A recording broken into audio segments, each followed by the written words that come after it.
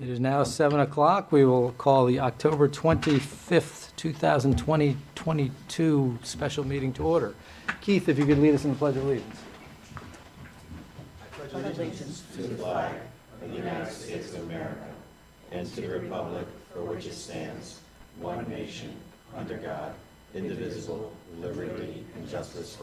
If you could all please remain standing just for a second, I'd like to have a moment of silence for Lieutenant DeMonte and Sergeant Hamsey, who unfortunately lost their lives just a few short days ago, it seems.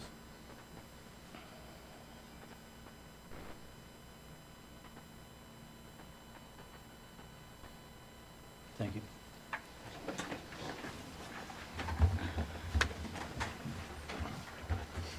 Okay.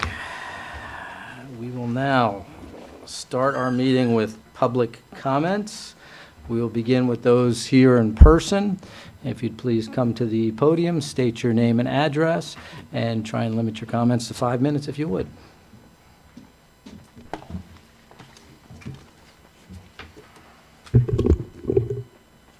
Tim Kelly, 62 Westview. Mr. Chair, the basic job of any building committee is to deliver the finished project on time and under budget. Today, I understand the high school building committee is going to report that they are $10 million over budget. A huge miss. And this is just 1 year after kicking off the approved project. Now, I recall 18 months ago attending a number of town-run promotional information sessions. And as residents asked all the obvious questions, we were assured that quality contractors would be bidding aggressively, looking for work. Inflationary costs were all factored into the estimates, and any contingencies were, of course, covered. By the way, I don't know when it'll be made public, but there's no way this new facility will be fully completed by August 2024. We might want to just put that puck on the ice tonight as well. Look, there are lots of good intentions, and we've spared no expense on experts and consultants. But right now, all we have is a dirt lot and one less baseball field. And unfortunately, as this project progresses, I think we can expect in 18, 20 months, when the new building is 70% complete, to receive another $10 million emergency funding request. What I think we have here is an old-fashioned out-of-control infrastructure project. And this is supposed to be a straightforward school building being constructed on an existing flat lot. At this point, it might be wise for the council to engage an independent body to do a full top-to-bottom program review of this project. What have we accomplished? Why are we where we are? Who's responsible? Etc. Then perhaps consider an expansive array of options going forward, which could range from using the $40 million already borrowed to simply address priority upgrades needed at the existing high school, to going back out to the taxpayers for a $20 million request, a revised timeline, in order to actually complete the new facility, and to avoid going back to taxpayers a third time. Again, as we sit here today, we haven't poured a yard of concrete. I'm confident that tonight we will hear a strong message that if we just quickly approve another $10 million, then all contractors will be locked and any contingencies covered. Just remember, these are the same people who assured us last year that all was good on $136 million. So I will be interested to see the intellectual curiosity of council members on display this evening. Thank you. Thank you. Any other comments from those here in person? Seeing none. Kat, do we have anyone online with their hand raised? We do. First is Emily Collini. Emily?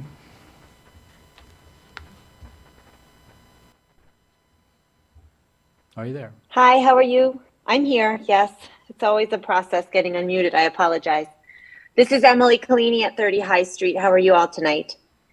I am excited to hear what the building committee says after listening to their meeting last night. And I'm excited to hear what the town council thinks of this recommendation. I wanted to encourage the town council to strongly consider the advice getting and the recommendations you're getting from the building committee. I know that these are dedicated volunteers who have spent years working on this already. And through the value engineering process, they have already cut $9.4 million from the project. I'm aware that the messaging behind asking for more money is tricky. And I encourage the town council to be very clear that this money that we're asking for was given for this purpose, that the wording of the question in the last referendum prevents us from going over the budget without asking the voters again, and that it's not taxpayer money. I think it's really important that people understand that this is a good way for our town to get money back into giving the project that the voters already voted for once and approved, the type of project that they told us that they wanted, the type of project that the building committee can deliver if we can go ahead and get the full amount that they request tonight approved by the town council, and then the messaging on the way to the voters so that everyone is clear and we can keep this project moving forward. Thank you. Thank you. Any other online? I do not see any other hands raised. Okay. We will then close public comment at this point. We will move to item D1, our presentation from the High School Building Committee. All right, thank you very much, Council. My name is Megan Guerrera. I am the chair of the Farmington High School Building Committee. We appreciate the time with you this evening, and hopefully we're going to be able to provide you with some updates on a few things on the project. First and foremost, we are going to provide to you and share the bid results that we received ourselves as a building committee last week. As a result of what we did here last week, we're going to talk a little bit about potential next steps for the project, and then also put forth a recommendation based on some pretty thorough conversation by the building committee last week in regards to next steps overall. So that's what we'd like to address this evening. You're going to have a couple of people speaking with you tonight. I'm going to address some of the topics at hand. Kat will supplement, and then we'll also be hearing from a representative from O&G as well to talk a little bit more about the bids. So we certainly welcome conversation questions, but we're going to kind of walk you through the process and the discussion, and hopefully, you know, this really lays out the conversation for us and the discussion moving forward. So what we're actually going to start with, though, before we actually really get into an understanding of the bid results and the recommendation is kind of a level set of some work that's been done to date, obviously, for the building committee, and what that means and why it's important for us to all understand that before we continue with the conversation. So this is some important work that the building committee engaged in that was really work that was done pre-bid. So before we went out to bid, we did a lot of work. One of the things that you see up there is something called value engineering. It's really what we spent a majority of our time on as a building committee. We take our charge from the council very seriously as far as understanding what we need to deliver and being responsible around that as far as keeping the project within budget. So one of the first things we worked on and continue to work on was value engineering, which is really looking at different points within the project. And you see them listed here: schematic design, enhanced schematic design, design development and construction documents, and really taking a look at how do we sharpen our pencils and really make sure that we're spending that money wisely. And we went through, as I mentioned, there 3 or 4 different versions of value engineering.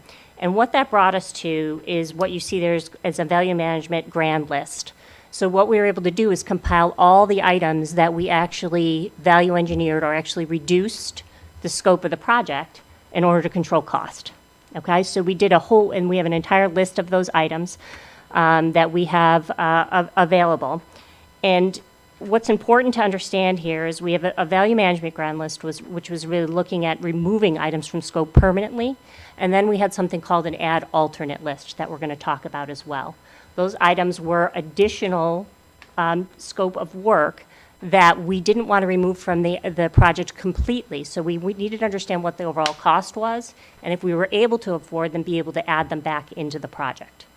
So there's really two different pieces of work we did in order to help us keep a balanced budget throughout the project to date. So it's important to understand that through the VE process, to address the increase of cost estimates as we went through the process and re-looked at scope and understood the costs, we actually looked at that Emily actually mentioned, that $9,400,000 was cut from the project before the invitation to bid was even released. So this was our work that was done with the building project, with our professional partners, with many people at the table saying, what can we really do here to make sure that we're managing costs effectively on the project overall? So it's important to understand that's one piece of work that's already been done. That's work that has been, scope of work that's been removed from the project completely. It's not included in the budget. And the second piece we're going to talk about is the add alternates that we also discussed. So that's really the next page we're going to discuss. So again, here's a list of what we have determined are add alternates for the project, not in priority order in any way. But you can see there's 10 alternates listed here. And as I mentioned, these are items that we had hoped that if we had the ability to be able to add back into the project, we would do that based on the cost and the bid results we received. So this is all important work, things that we know we would really like to see added back into the project. And as well, you'll see there we did do a separate bid package specifically for the tennis court. So all things to consider as far as overall scope of work within the project. Two pieces of value engineering and add alternates that we did to really understand the budget and control the cost. All right. So keeping those things in mind, we're going to go ahead and talk a little bit more about the bidding process. So Laurel is here from O&G, our construction manager. She's going to walk through the bidding process, give you some high-level details, and then talk about some numbers for us. Good evening, everyone. Again, Laurel Purcell with O&G Industries. We're your construction manager on the project. So just to kind of highlight what happened with the bidding, we went out to bid August 31st. We had a pre-bid meeting that was held on site to try to drive up interest in the project. We ended up with 3 separate bid opening dates. We knew that we needed to get critical contracts in earlier, letting the details, clarifications take place for the remaining bid packages. Since all of the bids have been received, we have started doing scope reviews. We've scoped all of the critical bid packages as well as starting to scope the remaining trade packages. So the whole goal is to make sure that we've met with the second and or low bidders to make sure that they have the project completely covered. Next. So the first bid opening that's up on the screen, it was representing the first bids that we received, which was on October 6th. And again, just a reminder, we had went out to bid August 31st. So we were on the street for quite a while. It was about 6 weeks. The next bid opening was the very large opening with the majority of the trade packages coming in. That occurred on October 12th, which was just a couple of weeks ago. And then the final round came in last week on October 19th, and we've met with the building committee to report our results to them as soon as we receive those last remaining bid results. All in all, we received almost 120 bids for all the different trade packages. And then the bid results summary. So we have a budgeted amount of construction cost when O&G will be putting together, they call it a guaranteed maximum price. So we will have scoped everyone. We've included all the costs. That would be the GMP costs. So we had a budget of $115,600,000. Our base bid with the low bidders, the parent low bidders, is $121,531,997. So there is a overage of $5.931,967. So there is an overage. Some of the bid packages, we only did receive single bids. They were over our estimate. For this calculation, we've included those higher numbers, but the intent is to go out and rebid and hopefully it'll come down a little bit. But that is representing all the bids that we've received to date, and we have received all the bids. With that, I guess I turn it back over to you. Okay.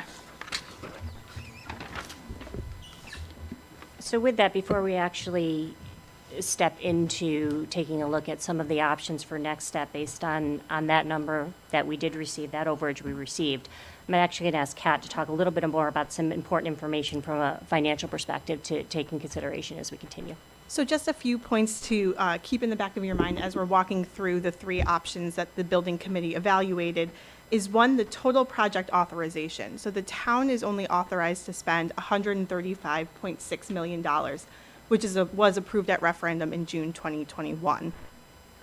And we also received a reimbursement rate increase from the state of Connecticut, increasing our reimbursement rate from 18.93 for new construction and 28.93 for renovation to 30% for all items in the project. Now, this increase equates to an additional $14.7 million of the project cost offset by the state of Connecticut. So just keep those two things in mind as Meg's going through the options.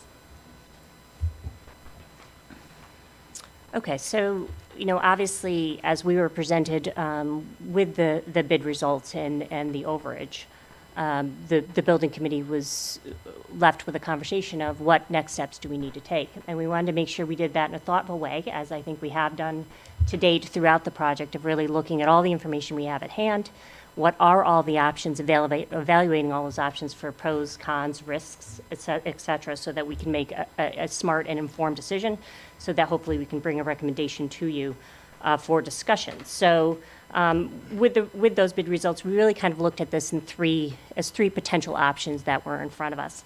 So our first option, and we're going to talk about each one of these in detail, but as a summary, we do have an option of utilizing contingency and or FF&E to cover costs. So everything we've talked about today as far as an overage is really an overage on the construction costs for the project.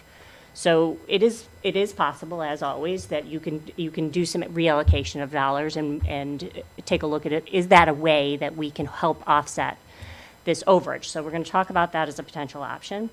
We're going to talk about option number 2, which is a reduction of scope. That certainly is a way that you can adjust any kind of project budget or cost, is look at reduction of scope.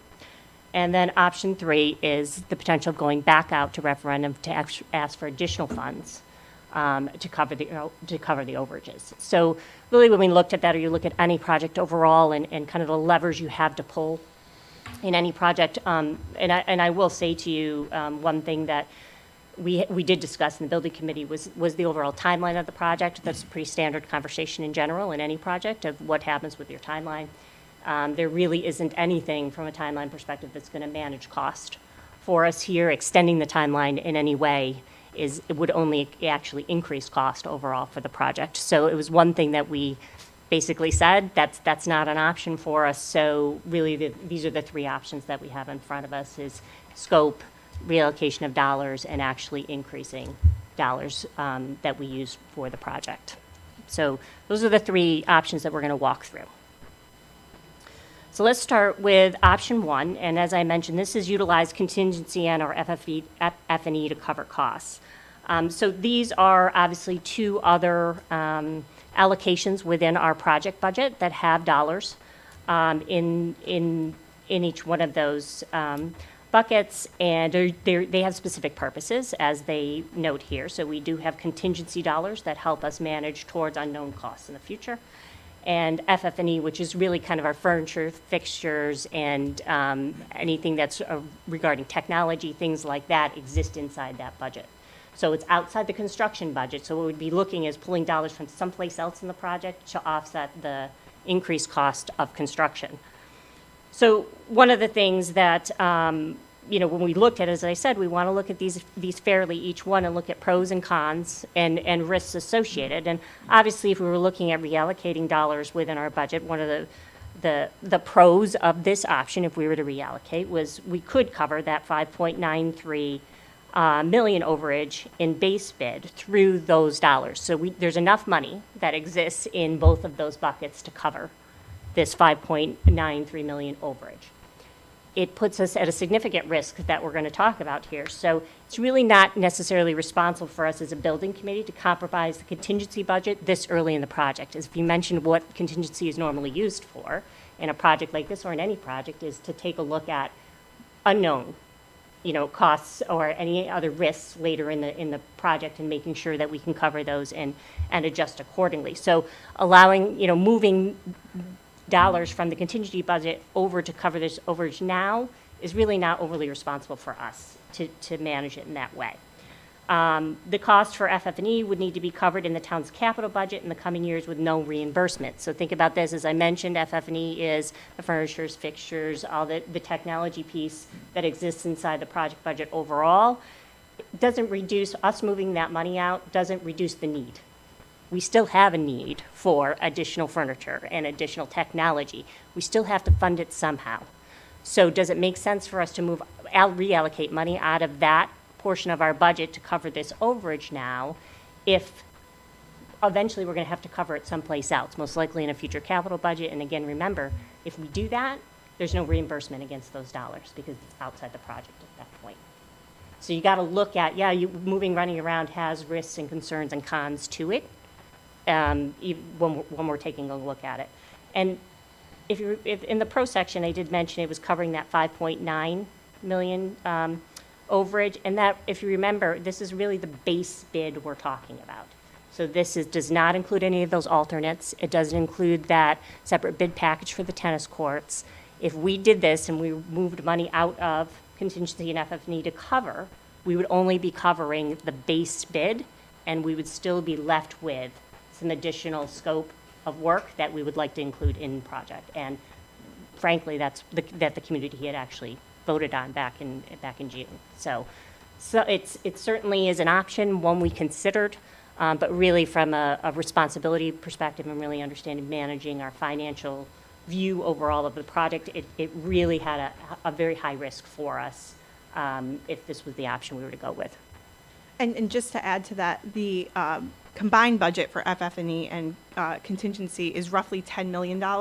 It's about $4 million in FF&E and $6 million in contingency. So when you're looking at $6 million, that would really compromise both or either one of those budgets. All right, why don't we go right on to option 2. So this is certainly always an option in any project is a reduction of project scope. We also did and think back to the fact how we started the presentation this evening is this is obviously one of the first things we do to look at controlling costs, so that those value engineering exercises, pulling items in to add alternates, doing our best to be able to kind of really make sure we're managing the project scope with always having at the top of our mind to not impact educational programming. Obviously, we know sometimes when we get in these conversations, we lose the reason why we're doing what we're doing, and this is really to make sure that we're providing a future facility that's going to meet the needs of our community for a lot of different reasons, educationally as well as it being a community asset. So, we have to make sure we keep that in mind too, and we want to make sure we deliver a project that's going to be meaningful to the community. So really, reduction in project scope for us at this point, we don't see any pro in reducing the project scope at this point. We have spent so much time value engineering. We've spent so much time trying to build that out alternate list in a meaningful way that allows us to represent a project that makes sense and stays within budget to the best of our ability, but also doesn't impact that educational programming. So once we start getting into further reduction of scope on this project, and you can see the con, we will impact educational programming at this point. We have done the work, we've sharpened our pencils, we've had the conversations. We're at a significant tipping point now within this project that further reduction will impact educational programming. And, this is a tough one for all of us, I think, to have a conversation around. So, as I mentioned, the cuts have been beyond the committee's comfort level, and additional cuts would be detrimental. Additional items cut from the budget will need to be included in capital budget in the coming years without reimbursement. So once again, reducing the scope doesn't necessarily eliminate the future need, and we still are going to need to be able to to manage that and will require further spending. And once again, it is that base bid only that we're talking about here. So as we mentioned, there's no alternates, there's no tennis courts. Everything basically is base bid, or at this point, if we're reducing scope, it's actually less. We're actually pulling back even more on what we're delivering in the project.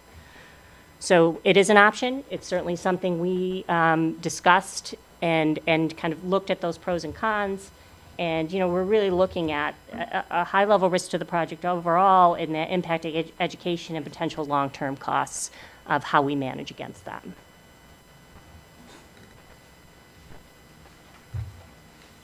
So that brings us to option 3, which is referendum. We're going to talk a little bit about the pros, and I want to start with the cons for this. So going out to referendum, so this is what I want to be really clear on here is the action of going out to referendum, to ask for additional dollars to cover overage plus more. There is no con to our project in that respect. It's not, there is really no risk. The project benefits from the additional state funds, and it's actually a benefit to us. There is obviously a risk associated with the referendum failing.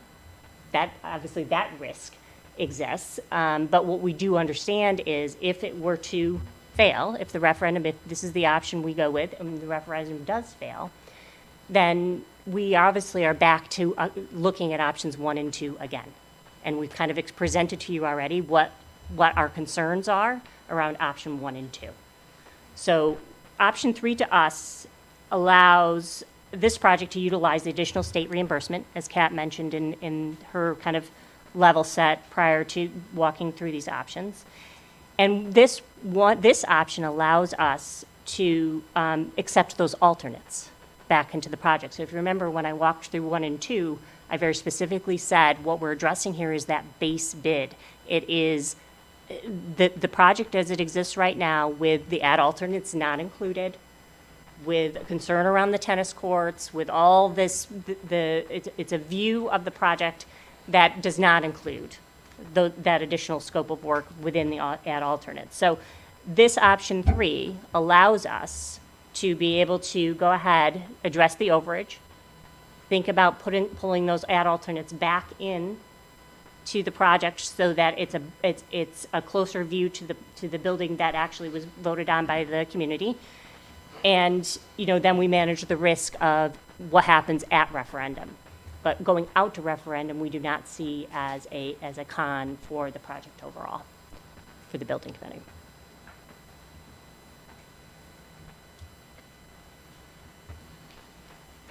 So with that, I think based on the conversation and the logic behind the 3, I'm going to actually ask Kat to talk about if option 3 is chosen and we do decide to move forward with that, what that timeline might look like. So as you see on this slide, we would be working towards a December 8th, 2022 referendum. And that is a pretty quick timeline, and there are a few considerations that kind of force that timeline to happen. First is bids are only held for 90 days. So that was a factor in kind of backing out the time that a referendum would need to be held. 90 days of the bid opening would bring us to early January, but there's also the holiday season in the middle of that time. And if you remember, our charter requires us to hold a town meeting 10 days before a referendum. So you have to consider that in backing out the referendum date. And we didn't think it would be wise to have the town meeting or the referendum in the middle of the holiday season on New Year's Day or something like that. So that kind of brought us to that December 8th proposed referendum date. So working towards that date from today we're presenting the recommendation to Town Council. November 9th, if Town Council decides to move forward with this timeline, we would convert our building committee scheduled meeting to a community meeting to communicate all the information necessary. Having as many public discussions as possible we felt would be very beneficial, especially given this tight timeline. November 15th would be when the Town Council would send the project to town meeting or referendum. November 28th would be the proposed town meeting, which is 10 days before the December 8th referendum. So additional communications would obviously go out to the residents if this is the timeline to move forward with. A newsletter after today, if it is decided the town council wants to move forward, is already being drafted and ready to go.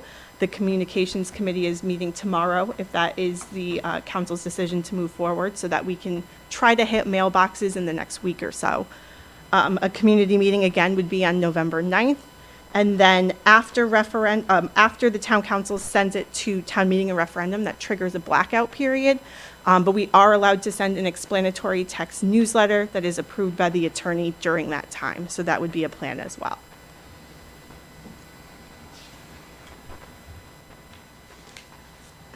Okay. So with that information in mind, we wanted to make sure you had kind of a good snapshot of what option 3 would look like if we were to execute on that.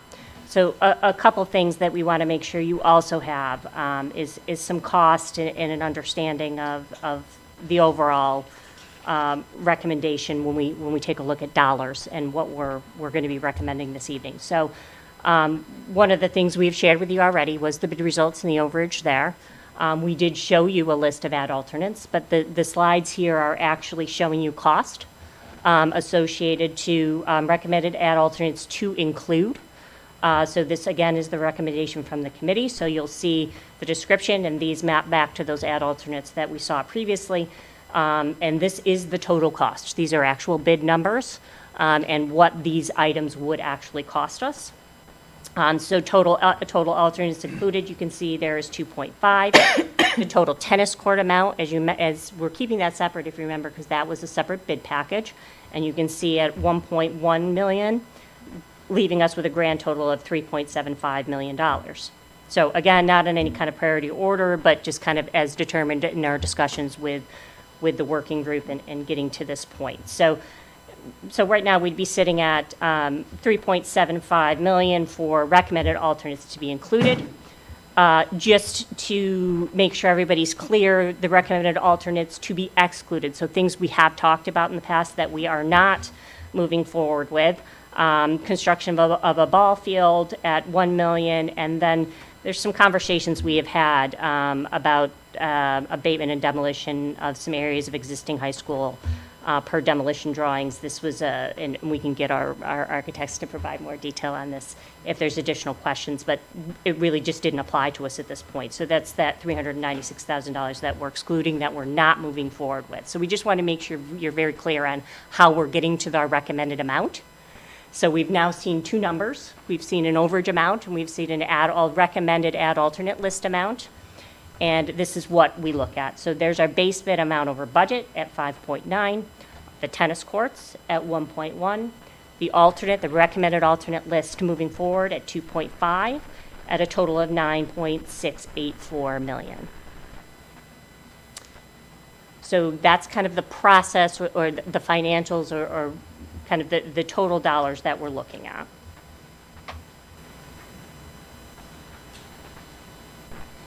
So, Kat, do you want to kind of give us this last view of reimbursement rate? Yep, we just wanted to highlight the importance of the increased reimbursement rate before Meg makes a formal recommendation from the building committee. So as we mentioned, we did receive an additional $14.7 million in state grant funds by an increased reimbursement rate to 30%. The only way for the project to utilize the additional $14.7 million is to hold another referendum. And with this additional appropriation that's being recommended of $9.7 million, the net municipal costs to Farmington taxpayers will be less than what was anticipated at the June 2021 referendum. So in June 2021, the anticipated net municipal cost was $109.3 million, whereas today the net municipal cost would be $104.3 million, so still less than what we had anticipated originally. So I'll turn it back over to Meg for the formal recommendation. Okay, so, as I mentioned, this was the conversation in our building committee last week. We walked through each one of these options, the rationale behind each, had some very deliberate conversations. So as a representative of the building committee this evening, this is our recommendation to the town council on next steps.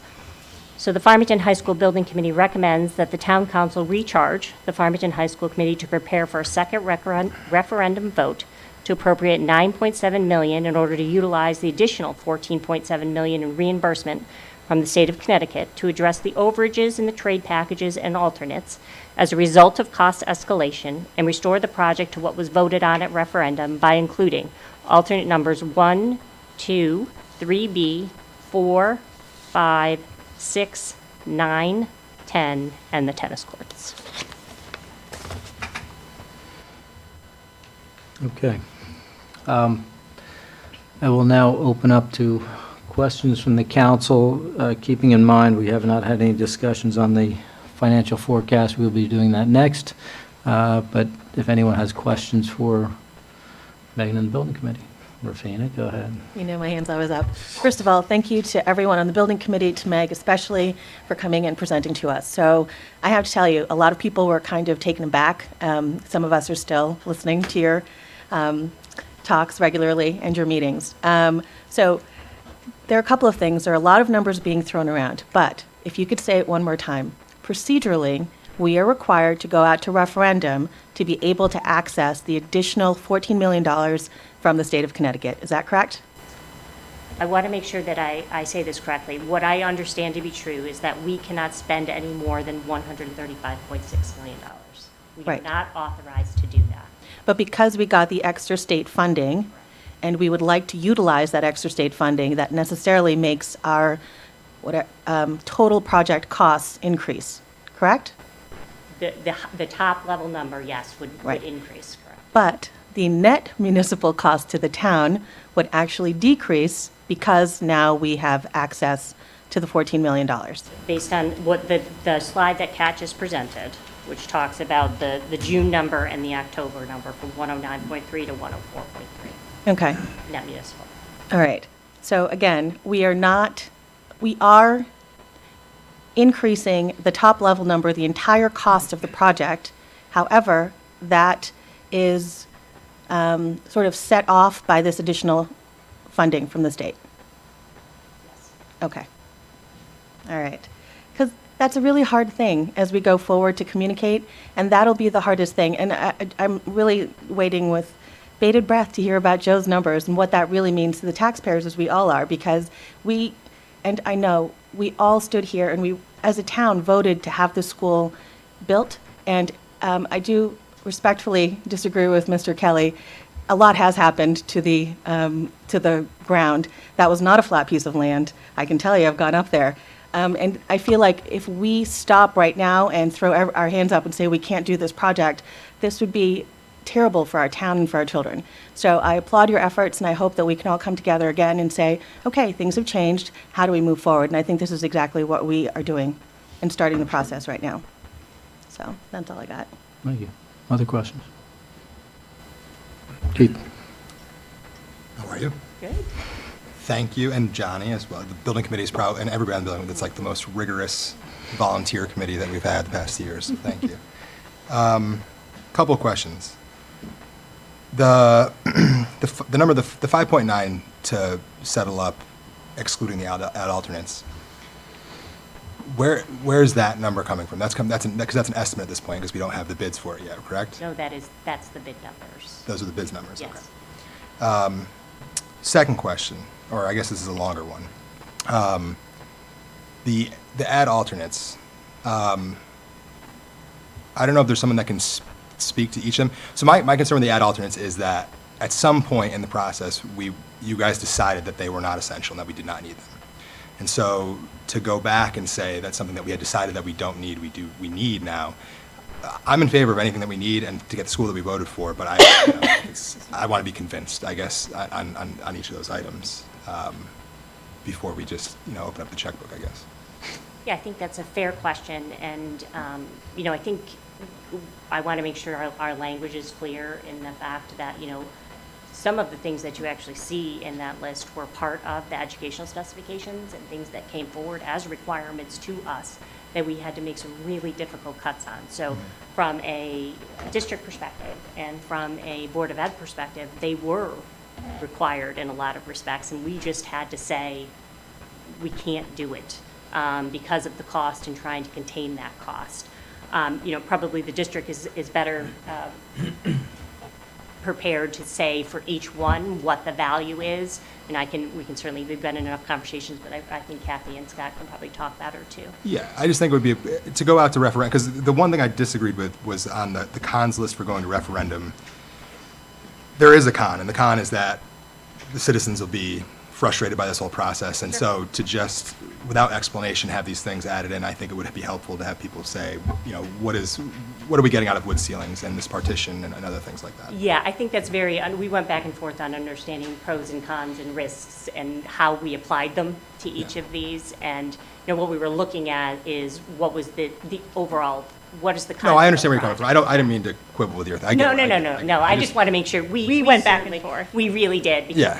this is not, we don't come to you lightly, certainly with Yeah. this recommendation. And the due diligence hopefully came through of our analysis of the work and the work that has been done to date. But, you know, we also know that this is a way for us to get the project to better represent the project that the community really did vote on. So, you know, we felt that was the most responsible ways to put that on the table for consideration. Sure. So, I think, Kathy, I don't know, do you want to talk a little? I think it's a good question about the ad alternates.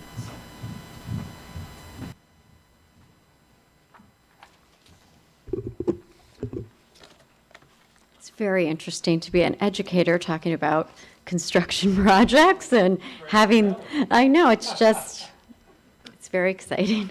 I would say that, you know, my perspective on any project that we do when it comes to construction is making sure that we are creating a project that is, number one, really easy to maintain for our custodians, because we try not to add FTE to our budget. And when we have a project that creates a situation where it's more difficult to clean a particular school or a particular renovation, or in this case, a new building, that's something that I think about as superintendent. I also think about the longevity of the products that we're using in our buildings, because they have implications for our taxpayers long term. The third and most important thing that I think about is programmatic improvements and enhancements, flexibility for the future. I think we've learned many lessons from having the building we have up on the hill right now that doesn't have a lot of flexibility, to a building like Westwoods that has a lot of flexibility in the way that it was constructed, very large hallways, lots of smaller rooms for small group instruction, as well as regular classrooms, and things like having a cafeteria that also can serve as an auditorium. You know, so those are some examples at Westwoods that we've learned many lessons from. So when we look at the ad alternates and we look at kind of a priority, the first item, which is the wood ceiling, and that is something that we have at Westwoods. It's something that brings a lot of warmth to the building. When you walk in, it makes it a lot more homey for our kids when they walk in and they feel like, you know, this is a place where I feel at home, and I feel that it's not just a lot of white walls and white ceilings, that type of thing. But it also has longevity. It doesn't require a lot of maintenance. And so it is something that is, you know, our top priority as far as the way in which the building looks when you walk in, and how our students will experience that building over time. A building has also a lot to do with students' social emotional well-being. So we really do want it to be a building that students walk into and right away feel at home. The operable wall, the partition between the gymnasiums, that's something that was in the ed specs, and there are a few reasons for that. That the operable wall will enable us to open up both gymnasiums. The gymnasiums are adjacent to each other, and we can open that up for a lot of flexibility, and you'll hear me talk about flexibility a lot. This building the whole design is designed for flexibility for the future. Education changes, it shifts over decades, and we want a building that will shift with the changes in education. So the first is it really will allow our health and PE teachers to engage in classes together or separately, depending upon the needs of that particular lesson, that particular unit of study. Health and wellness has become a significant priority, much more of a priority than it has been in the past, and I would think as we look towards the future, it will continue to be a top priority for our students. It allows for district-wide events. Currently, we have a K-12 choral event, K-12 art event, K-12 orchestra event. We haven't had those in the last couple of years, but we're looking forward to going back to those. I will say that not all family members can come, and we often have issues with the occupancy when we have those K-12 events, and so it can be very difficult for our students, too, to be in such a crowded area when they're performing, and to be able to open up both those spaces will allow for a lot more attendance and comfort for our students while they're performing or exhibiting their artwork. It allows for future district-wide events. We are a district that really believes in exhibitions of learning for our students where they can display what projects they're working on, whether it's a final project or a project that is on its way to being finalized, and that really aligns to our vision of the global citizen. We have capstone and aspire demonstrations. That's our mastery-based projects that are required for graduation.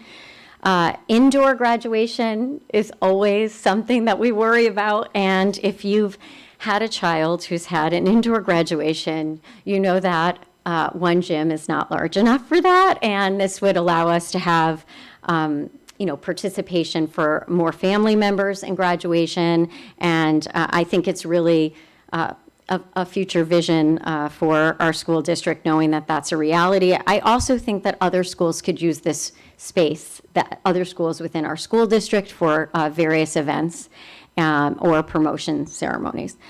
It also allows for future regional activities, athletic state competitions, wrestling tournaments. I'm a wrestling mom, so I always think of that. It allows for future townwide events, speakers, PTO events, receptions that might connect to other activities within the school. It just allows more flexibility also because we have to use our high school sometimes for a shelter, and that would give us a lot more sight lines when it comes to utilizing both gymnasiums for that purpose.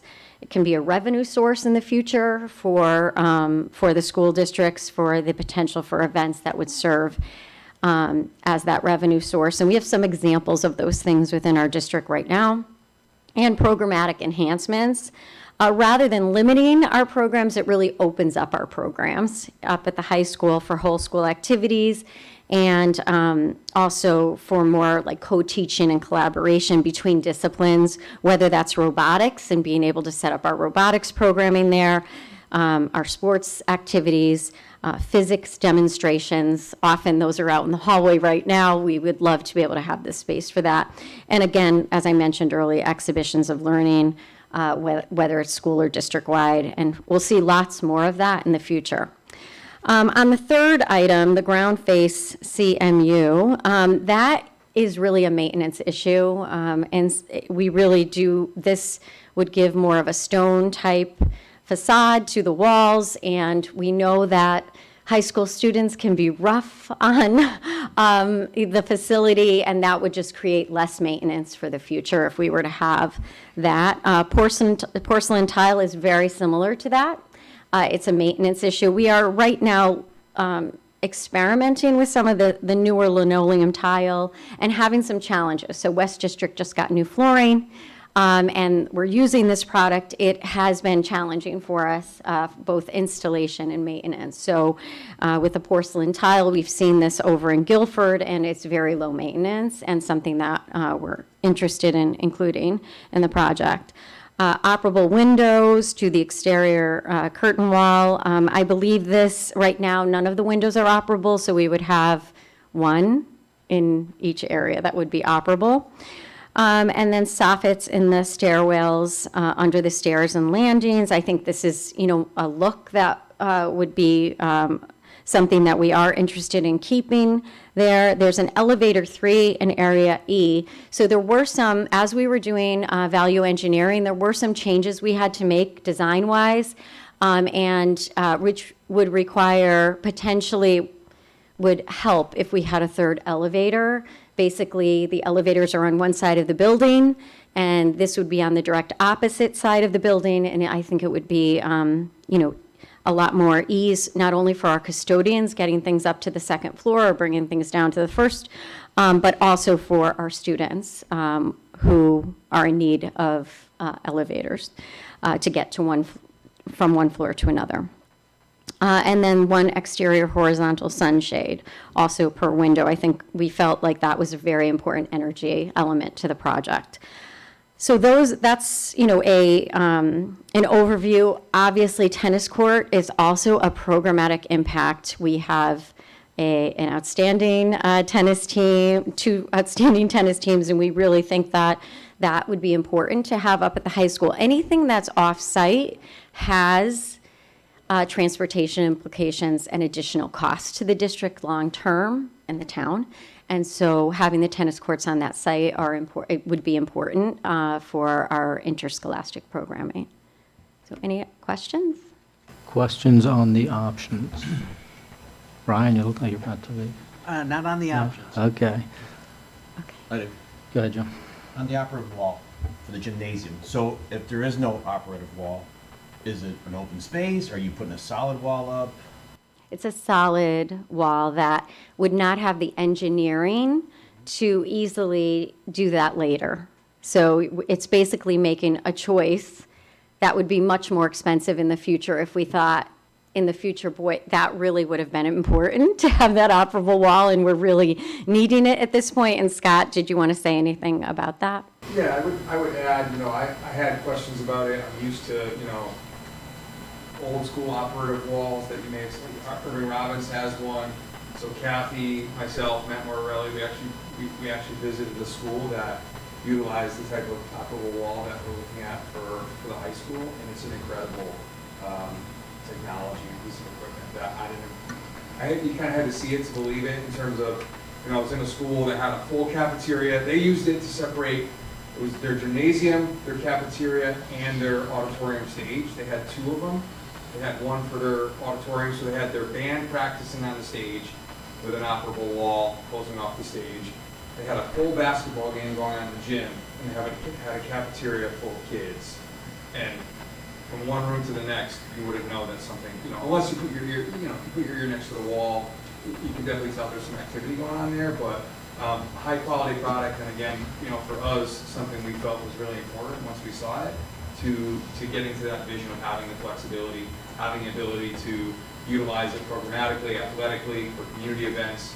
It's something that if you don't do now, likely will never be in the cards again. So, and it came in much less than we thought it would be. So I really didn't think it would be an option based on seeing it and understanding what the projected cost was, which was, my understanding, close to double everything. Do you know how big the auditorium is? It's for half the population. Number? So it's, for population, it's 14 Mm-hmm. So we can accommodate roughly 7 students. So half the entire school's population, not the high school's population. The Okay. high school population. So Richard Sebeck with Yeah. Guest Taking. I didn't introduce myself. So that's the maximum number of seats that the state of Connecticut will reimburse. If you go to a bigger auditorium, they will not pay for that, but they consider it excess seating capacity. That's why that number is. Great. Is it 12? I'm trying to remember from the SFEX, is it 12,000 square feet for the gym, the one gym, and then the gymnasiums? That's what you're asking. He was asking Oh, you were? I had gymnasiums on the mind. They switched Sorry. from operable wall to the auditorium. I'm just trying to think of capacity as you're talking about. Yes. Events and this, just wondering, do we have extra seating as a bigger auditorium? So if there was an indoor graduation or an event, would both areas be able to utilize? I the think and the auditorium even, like we've done in the I would say even with the operable wall, because we have such high attendance at a graduation, with extended family, we would always use the auditorium if we ran out of space in the 2 gymnasiums, if we had the operable wall. You know, that would always be something that we would use, again, as a flexibility, but you are right that it's half the population, and that's what the state allows for when it comes to the auditorium. Okay. I have others, but I'll let everybody else go. I can wait for, to go around the loop. Actually, does anyone have, why don't we go down sort of the list and see who's got questions on the different items, since we've got a whole list here. Why don't we just start from the top? Any questions on the wood ceiling from anyone in here? Okay. Operable wall. Just one? Go ahead, wall. Brian. Is there just one wall? Yes. Just one wall between the 2 gyms. What is the size of each of those gyms compared to what we have now? So you have a full gymnasium with enough seating capacity to house the entire population. You don't have that capacity. You also have an auxiliary gym, which will allow a full basketball game to occur, plus some spectators on the side of the gymnasium. You don't have that capacity now. You'll have the ability to have a tournament occur in your facilities, but you don't have that ability right now. And is that with, Richard, why don't you come up and sit at the table, and then you can use the microphone, so then our microphones aren't so loud. Wasn't me. Keith didn't do this. We can turn the volume down just a little bit. Yeah. A lot of it. A lot of it. That's a lot better.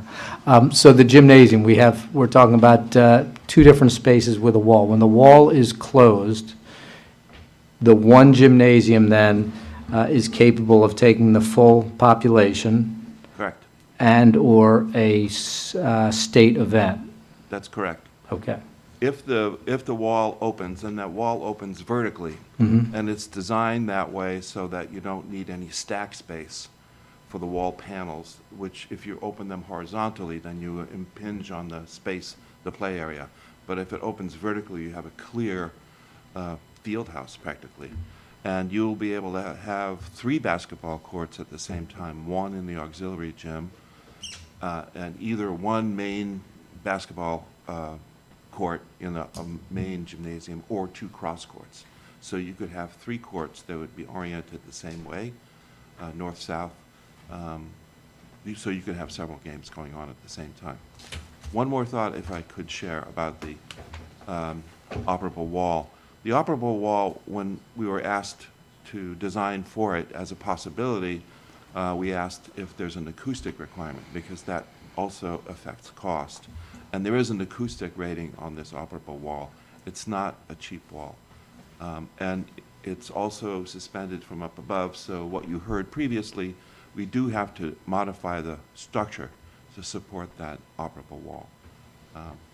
That's what all adds to the cost. What is the acoustical element to that? I mean, I know it's sound deadening, I understand acoustic. But what is the difference if you had one with or without the acoustic rating?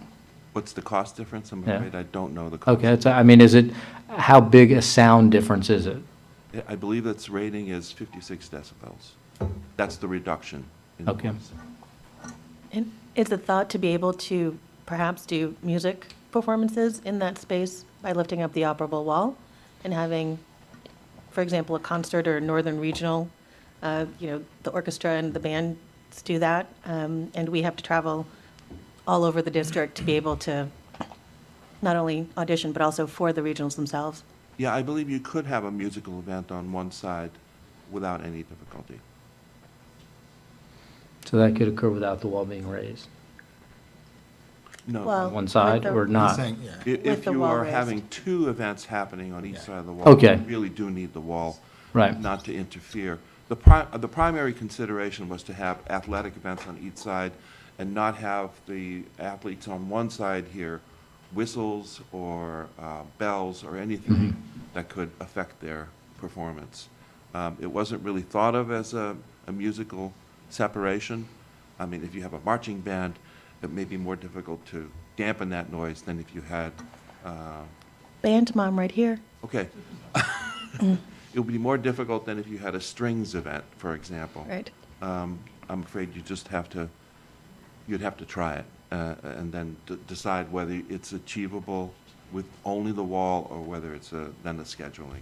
Right, so is it similar to in Guilford, when, like years ago, when we visited the high school there, they did have an operable wall and they were able to partition, and then you lifted it up and it's this huge open space. And Yes. it was used for all sorts of things, including musical performances, I believe.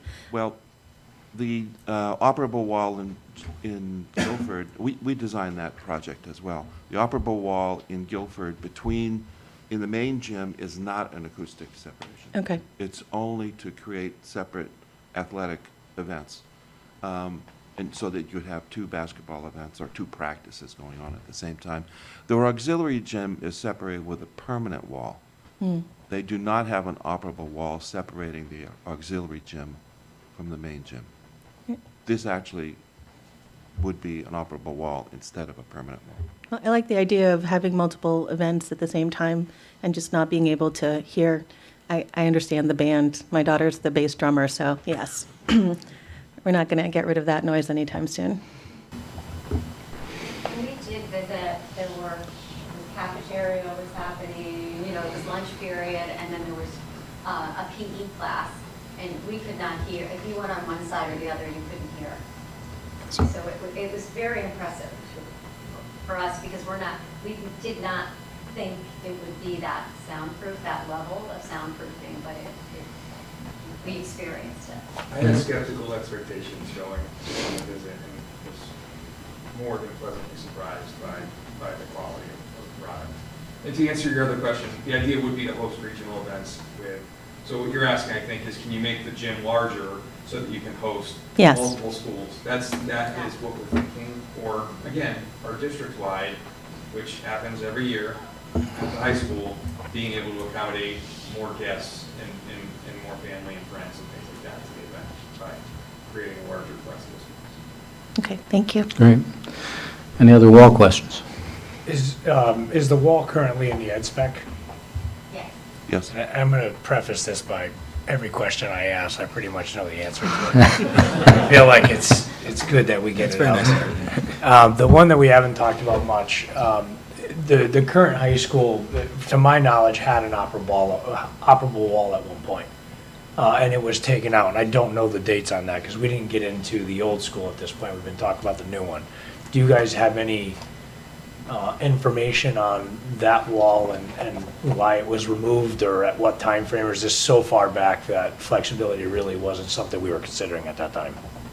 You're saying in the large gym there was a wall? That's what I understand. Yeah, I think one of the challenges that our health and PE teachers would say is this: if it can't be a soundproof wall, that does present issues when you're talking about physical education events, athletic events. That is a challenge. I think what's different today is that it's different technology, and you know, it's a game changer when it comes to having that wall have soundproofing that allows for 2 events to go on without it interrupting the other event. So that I don't ever remember a time where there was an operable wall in the large gym, but I know from being in education that I remember seeing that, and the challenge was always that it was just too loud on both sides for it to actually be effective. Thank you. So that was before my time as well. However, Irving Robbins is a good example of a school with an operable wall. They're using it right now because thank you for the capital support there on the cafeteria, which is coming along nicely, but they use it for a makeshift cafeteria, and so they utilize it.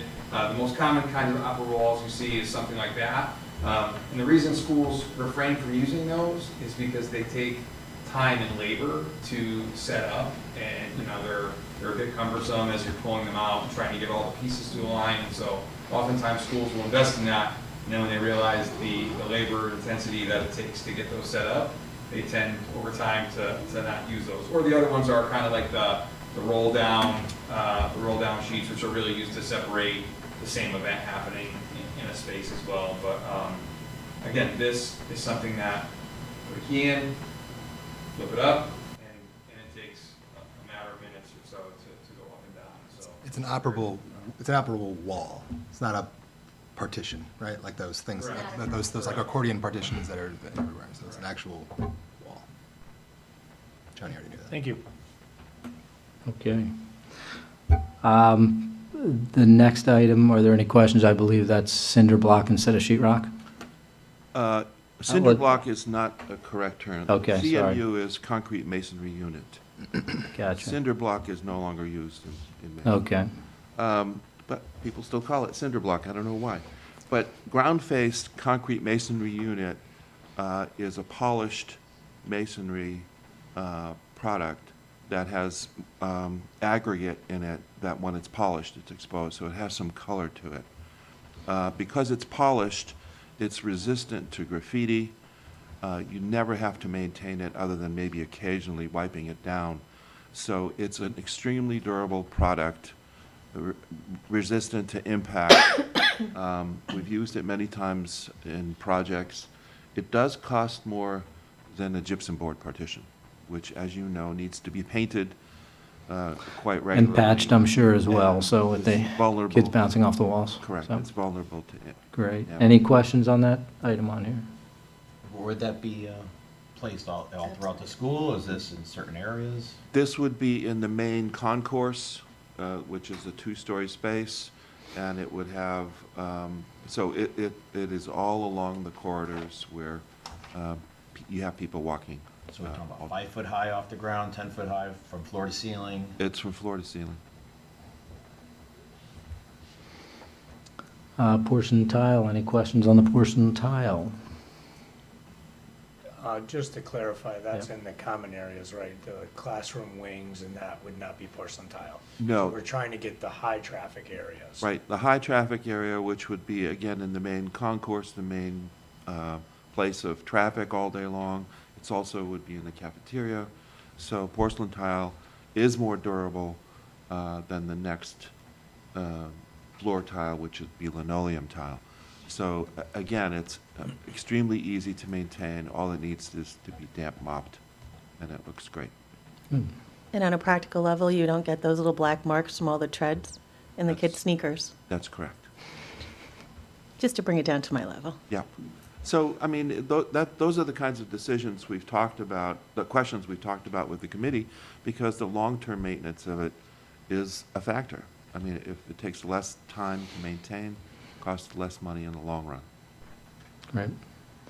Operable windows, any questions on the operable windows? So, Wait, this. any questions from, Sorry. Oh, yeah. no, Each classroom, all levels? All spaces along the perimeter of the building, whether they're classrooms, offices, meeting rooms, So, all the perimeter. so how does this affect our building security by So- having open windows in a time of crisis? Yeah, we did talk about that as well. There were security task force meetings in which we talked about that. It is not a problem. It is something that you can lock and. Or open? Right? But you can only open it from the inside. You can't open it from the outside. Correct. So, like I say, unfortunately, if it'd be an inside threat, someone can open a window, allow somebody else in, or to gain something. Well, that is one of the trade-offs. I mean, if you want to have fresh air, let me step back. We have a mechanical system in the entire building that provides between 5 or 6 air changes per hour. Mhm. It's a lot of ventilation, and it's all filtered air. However, there's still the need for some people to want to open a window if they feel, despite the mechanical ventilation, they need to get fresh air circulating. So this is something that we talked about during staff meetings, and there was a high percentage of staff members who did want operable windows. So this became an alternate. And if you can afford it, I would recommend that you do the operable windows to give those people who have that need to have the opportunity to open the window. But again, like you said, we'll have state-of-the-art airflow and everything else within the school already, so it's Correct. just a matter of an old habit or. How do those windows open? I remember, They're awning. So they So have a they cam open. opening and then they open up. Okay.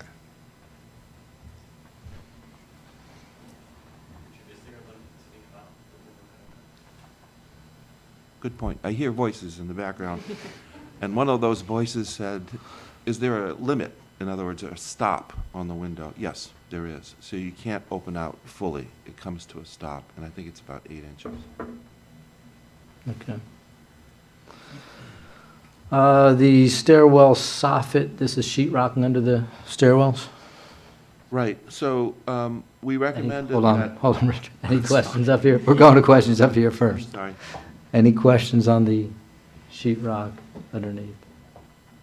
See, we can skip right over that one then. Got no question. I'm saving you time. Elevator number 3. I know something, there you go. I know we had a question on that one. So for the elevator number 3 in the area, in area E, could you say that that also relates to ADA accessibility for students that may be in a wheelchair or temporarily injured and using crutches? So, yes and no. It is a way to address ADA by allowing the third elevator to serve the music area. We have the music and the backstage area, and those spaces are divided between the first floor and the second floor. So elevator number 3 is for that particular area, so that the communication between the first floor students and teachers can easily go to the second floor and use music spaces on the second floor, or music offices on the second floor. They can use elevators number 1 and number 2 to go from both floors, but they're at extreme far distances from the music area. The music area is on the western side of the building. The other 2 elevators are on the eastern side of the building, across the atrium space. So while technically you can, to satisfy ADA, you can use any of the elevators, there are some people who would say, and we engage the services of a universal design consultant who looks above and beyond ADA, which is, from their perspective, that isn't enough. You have to allow students and other people in the building the most convenient path to an elevator. So if you are discriminating and not allowing the same people who are disabled to have that same kind of convenience of a nearby elevator as able-bodied people who can use the stair in that location, then that's a discrimination. It's a judgment call, and that's why it became an alternate.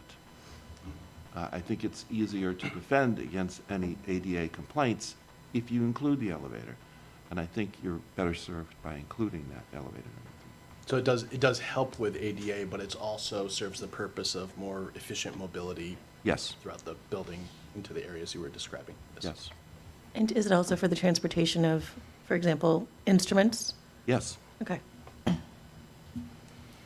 If I can go back to that, to me, it sounds almost like, is it a design flaw, knowing that you have a band area and now you're separating it between floors? Why not just keep everything on one floor?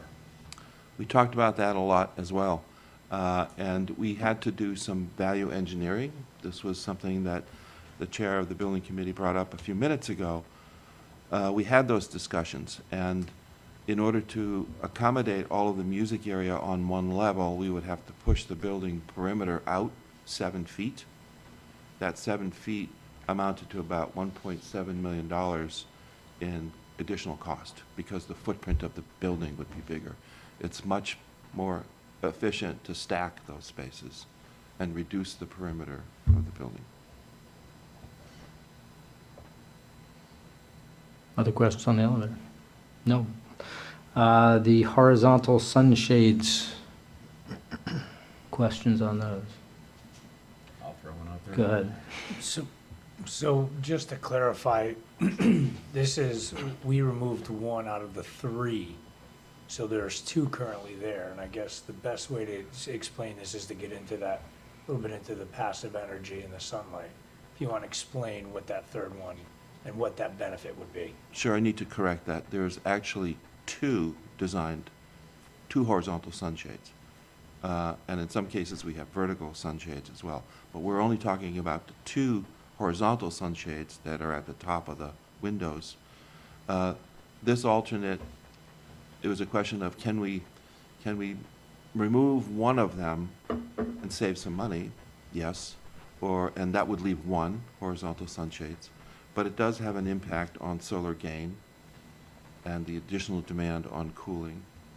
So typically, what we would like to do is to put 1 sunshade that's about 3 feet wide to cast a 3-foot deep shadow on the window.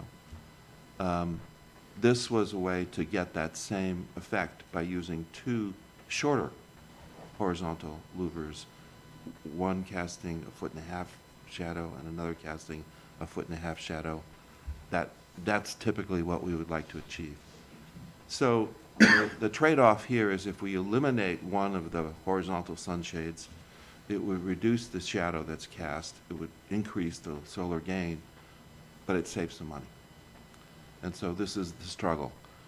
If you want to save some money, you have to make these kinds of decisions. But I think it's a compromise, and if you can afford it, I would recommend you keep both. Is that just for the south side, or is that for the entire building? So we have also vertical sunshades. So typically on the western side, you would have vertical ones. On the southern side, you would have horizontal ones. So we have a combination of horizontal and vertical. On all, or just in particular areas? On all. So even on the north side of the building, we would have these? On the north side, we have very few windows, and I'm not sure that we have horizontal sunshades on the north side.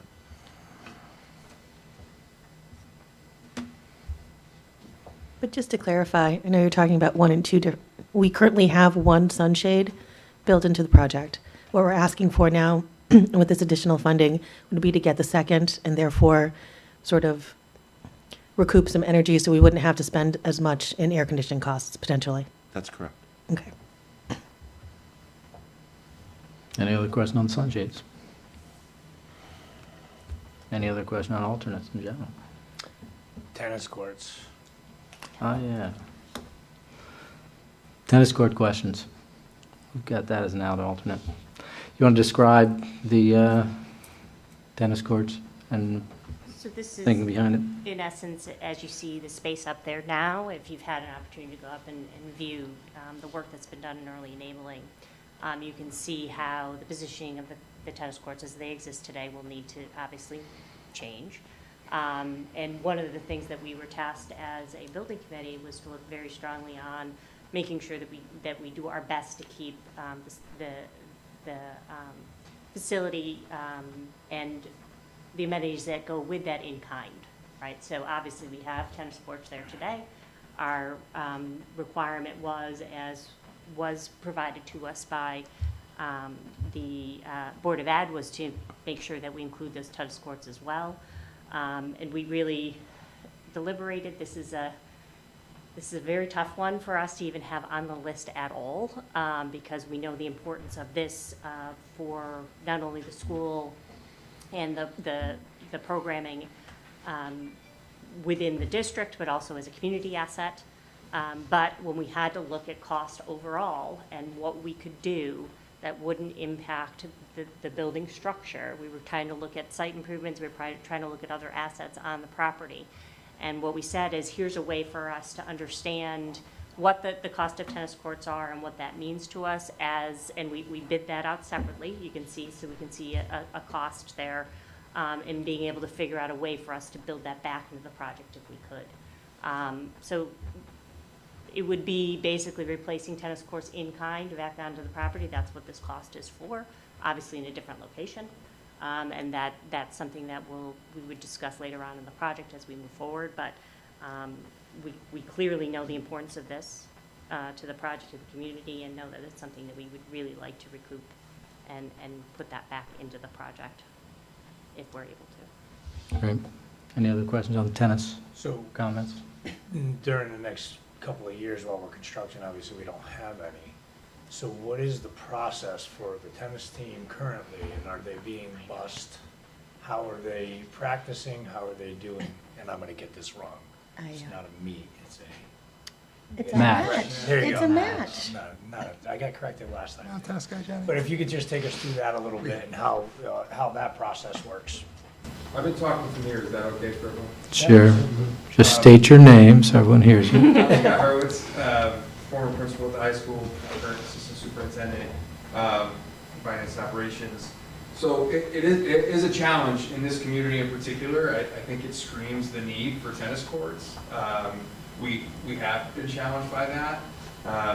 We've reached out to some private facilities in town. We do have a set of tennis courts that we will be able to utilize, albeit smaller than what was pre-existing at the high school, and that's at Irving Robbins. The town and the parks folks have been very helpful as we've needed to make some cleaning and improvements of those courts so that they're ready and suited to be used for a high school season. I'm not overly optimistic that we'll find a private partner that both meets our budget and the time that we need for high school tennis. So while it hasn't been finalized yet, the likely plan is that both tennis teams will share the Irving Robbins court and have to be transported up there to utilize that site. We would love to be able to have two separate courts so that we can have matches and practices and those things going on simultaneously like we have up there, but like you said, our athletic director and I have vetted several other options, and right now they're not viable. So for the time being, Irving Robbins would be both the best use for community and also for both of our tennis teams, and they'll likely have to alternate, times in which they're practicing to make sure both teams can get the court time there. We'll also have to, that's where baseball will also be taking place, aside from Tungsten Mead, baseball will also be happening at Irving Robbins, so we're hoping to, when possible, combine transportation to IAR for both of those sports. So I can report that the tennis courts are actually up at IAR, because we were there just this past weekend, but there are only 4 courts. And at the high school, I think we have like 8 or something. So it is much smaller. It does look fantastic. The courts are up, but I mean, talk about elbows. You have to try and get there and stake your claim. So I think it will be very challenging, given the size of our tennis teams, to make Irving Robbins work. So I think it's incumbent upon us to get a tennis court at the high school when we get everything done. One more question. Yep. Unless, no. So take us through the idea of doing this as a separate bid and how we originally did that. And more elaborate on the fact that, we kind of looked at this as one of the hardest cuts that we had. And how that would work on our reimbursement if we were to take a look at this in a capital project down the road, which is why it was separated. So you can kind of take us through that a little bit. Yep. You want Laurel to take it from a bidding perspective? Sure. I'll transfer it to the complicated world of construction manager. Yeah, so there was a lot of discussion on how to deal with the tennis courts, and since they wouldn't be constructed for about 2 years, it was decided that if we do it as a separate bid package, we would ask them to hold their pricing for a certain amount of time. So their pricing is being held till like June or something of next year. But the idea is, since they're not being built until later, we wanted a separate trade package. Just to, again, it was same process as that value engineering where things were being actually taken away. The alternates, which were being separated, this was just another separation. It was just another means to getting the price. And depending on how the bids came in, it was whether or not we would be accepting the tennis courts as a trade package. But the preparation of the ground is all in the base bid. It's just the actual surfacing of the tennis courts themselves. It's a specialty contractor, so it's just that final finish is what that would be for. Does that answer your question? Yes, a part. And then the other part is, if we were to do this as a capital project, would we realize the reimbursement the same way we would if we were to incorporate this in the high school project? Absolutely not. It would be you'd get the 30% if it's part of the project. Okay. Thank you. Great. Thank you. Okay. Keith? Scott, the baseball team and softball team, they've been playing varsity and JV games at Tungsten Mead forever, right? I mean, for a long time, and they practice at the high school, is that correct? That's correct. Well, the need for softball, and then we've had the baseball fields at the high school previously, part of the construction site. Yeah. That was utilized by both freshman and JV baseball. Okay, for their games, okay. I'm just wondering, just the impact on, because I think, with tennis, it sounds like baseball might be permanently, based on the cut on the next one where the ball field is excluded, just concerned about making sure athletics isn't given short shrift in general, you know what I mean? So something like the tennis court or whatever, I'm just curious how much of an impact that has on baseball, softball, everything else with all that transportation, the costs with transportation, all that. Yeah, I think the other variable that's out here, which is another discussion, is the 28 building, right? And, Sure. And, Yep. and what happens with that project, I sit on that committee as well, but, Yep. That space from the 28 building and the space behind it, we've also learned, right, that the 28 building is comprised of what is now the current band room as well, so it kicks out a little bit in the back. And so if that project goes through, then I'll let Richard speak to it probably, but it's my understanding nearly impossible to get a baseball field or a ball field into that space. However, it would be great to have green space on the campus. I think that's a concern from the district as well, ensuring that we don't eliminate all of the green space. And so behind the 28 building, say the 28 building stays, and we'll still have green space back there, which will provide flexibility for other teams or space for students or the community to enjoy that has grass, and then who knows one day, right? Yeah, and so it also has an impact on where the tennis courts go. But then, on the other end too, with just looking at athletics, there's a big gain if that operable wall stays, right? To the usage for athletics and whatever else. So there could be potential trade-offs if one thing goes and one thing stays. Yeah, no, I could go on and on. We have an indoor track team that exclusively practices outdoors for the most part during the winter months. They'll do some hallways. So we used to let them run around the hallway, I thought. With the wrestling team, everybody's fighting for hallway space. But again, you have an operable wall. You create some more practice time, and track can actually utilize an indoor space that replicates most of the other places they go around the state when they're having their meets and things like that. So, again, there are some losses with this, right? Both baseball and the disruption to tennis for the time being. We all knew there was going to be disruption in the exterior, but the interior, we're thankful, we continue to operate as is. But those are some of the challenges we'll have to figure out as we move forward. Thanks. Maybe get an easier way to get across the river at some point to get over to the meet too. Would be That's another night. You don't want to, I have to say, because it would be exceptionally helpful at some point for our high school to get to our main off-site campus where most of our schools are. The third north-south bridge crossing. Fourth bridge. Fourth bridge. Mr. Geller, I got you. The third north-south, the other one is east-west. Yeah, got you. Just barely. I have one more. One more, Joe, go I'm ahead. sorry to go back, but again, with the operating wall, so the money that's there on the sheet here, is that for the mechanics in the wall itself, or does that include the infrastructure to build it, to support it, all that stuff? It includes all of the infrastructure in construction. So we have additional steel at the roof to be able to support the operable wall. So this price is all in. All in. What if we just, is there anything of you guys saying with just leaving it open, support it, but leave it open so it's one open space, or if it's not there, you're closing it down? And just leaving a solid wall there if it's not an operating wall? Right, the base design is just a solid wall. I think programmatically, it would be necessary to have that, given that you have multiple activities during the school day, health and PE classes, multiple classes going on, or other activities, and then in the evening and afternoons, you're gonna want two spaces so that, both your basketball teams can work simultaneously. And really, for every season, those gyms, we use those gyms constantly, and so having the ability to separate and have, a basketball game and a wrestling match or wrestling practice and those things going on simultaneously, but then also, when the time arises, or to have a quad meet on the weekends or to host a tournament, you may, again, have the flexibility to do both. I think Park and Rec, they would also really benefit because they can use our gym spaces, and that would be something where they could get several games going on at the same time and realize that, that's another benefit. Thank you.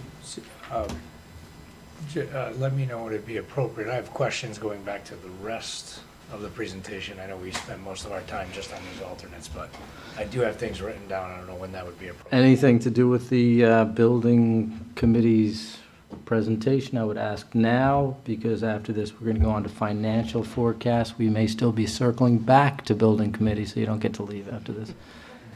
All right. So one question, 18 parts. No, on the, I know Keith had alluded to this a little bit about the bids. Can you explain a little bit about there were 4 bids that came in that were single bids? And you corrected, Keith, it wasn't an estimate, we ran with the actual bid, but what those numbers were, and if there may be some potential savings that we could see when we do rebid this in the future. So this bid result summary is kind of the high-level view.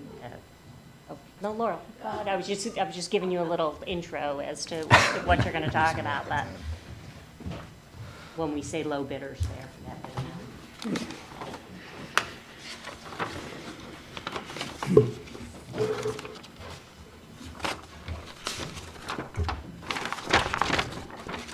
Okay. I know it's hard to see, but just a flash, this is my list of trade packages. The red is representing the one bid, so. There were 4 particular trade packages where we only received one bid. One was miscellaneous metals, but when you totaled them, it was almost $2 million over our estimate. So we think that we can repackage them, clarify, rebid them, get more interest. When we were bidding this project again, just to remind, we were out to bid from August 31st. Our last bids were received the 19th. We've been out to bid for a while. It's not like we weren't out to bid long enough. It's just there's still a lot of competition. There was a lot of competition. We were right on the heels of Torrington. We were just behind them by 3 weeks. So we tried to avoid their bid as much as possible. That's why we kept extending it, but there were other projects bidding. So we're hoping that when things calm down, we will repackage them, put them back out on the street, and get more interest. So again, it's about $2 million over our estimate, so hopefully it will come down to closer to our estimate. So there's some savings that we are expecting there. It's just for our presentation, we just wanted to be, I don't know if you want to say conservative, but we just wanted to kind of show you the worst-case scenario, that if something were to happen, because these are public numbers, these were publicly read bids, everybody knows the number, so then when you go out and rebid it, everybody's either trying to beat it or somewhere around there. So we just want to try to cover the overage as best as possible. So it could be in a land of like best case scenario, 3.9. Correct. As the overage, yes. So what happens if you go to rebid again and you don't get those numbers? Can you then rely on, your little circled red one where there was only one bidder? No. Is that the number? No. Once that, we'd have to have the building committee reject the bids and then rebid. So those bids are moot. They're done. But there's nothing unusual about this project, why we didn't get that type of interest. It's just, again, I know people were busy. So I'm thinking about maybe 2 or 3 weeks, when things calm down, go back out and hit the street again. So that's the idea with that. Excuse me? What if the bids go up? I highly doubt they'll go up that much since they're so far over, but hopefully they don't. Well, I don't think we all intended to be having this conversation last year at this time. Yeah, they're only representing about $2 million worth, so they're a very small chunk of the $115 million. It's a very small chunk that's left that we would be rebidding. So to be clear, the estimates were somewhere around 1.1? Yeah, or 1.7 or somewhere there. And where did the results come in? they're about double it. It was just about double it, yeah. And that double number, so in that 5.9 that you see on the screen, you carried the higher number. Correct. Even though we're looking to rebid that. Correct. And that is the number we have. That is the Right. true, that's the bid number we have at the moment. So rather than putting in the budgeted number, Right. we gave you, this is where we sit right now. Right. Based on the bids that we're carrying. Okay, thank you. That was my, yeah. Yeah. Does that help? Yes, And these are all real numbers. They're not estimates. They're all real numbers. I got you. One other thing. Freedom. Sorry, just really quickly. for the uninitiated, if you go out to rebid in the next couple of weeks, will that delay the timeline at all? No, they're not on the critical path. Okay. Thank you. It's a good question, though, Rafina, and one of the things that you'll see, Laura highlighted those critical bid packages. Mhm. Those were very important for us to make sure we understood, got out early and in front of, because of the fact that we do not, as I mentioned, we don't want to disrupt the timeline, because the timeline is any extension in that, we start to look at increased costs. So it's one of the things we take a very close look at. Right. Johnny? Yeah, so my next question was on the estimator. I know you went through this, it was very quick. If you could just quick, a little bit more on how many times we went through estimates, how many estimators we had, and kind of that process we went through, because the criticism that I've received, not tonight, but in other places, that we, haven't done our due diligence and we maybe should have hired other estimators, but can you just take us through that process? Sure. So there were 3 milestones, we'll call it, during design. There's different phases of design. And with every phase of design, Taisu Kim gives a deliverable. Taisu Kim Studios, the architect, gives a deliverable that we have professional estimators on staff. ONG has professional estimators. And Taisu Kim also has a cost estimator that they hire. Both estimators get the same documents. They're in their own, doing their own thing. They all come up with their own, they call it takeoffs. How many widgets are you counting? What's the price of the market?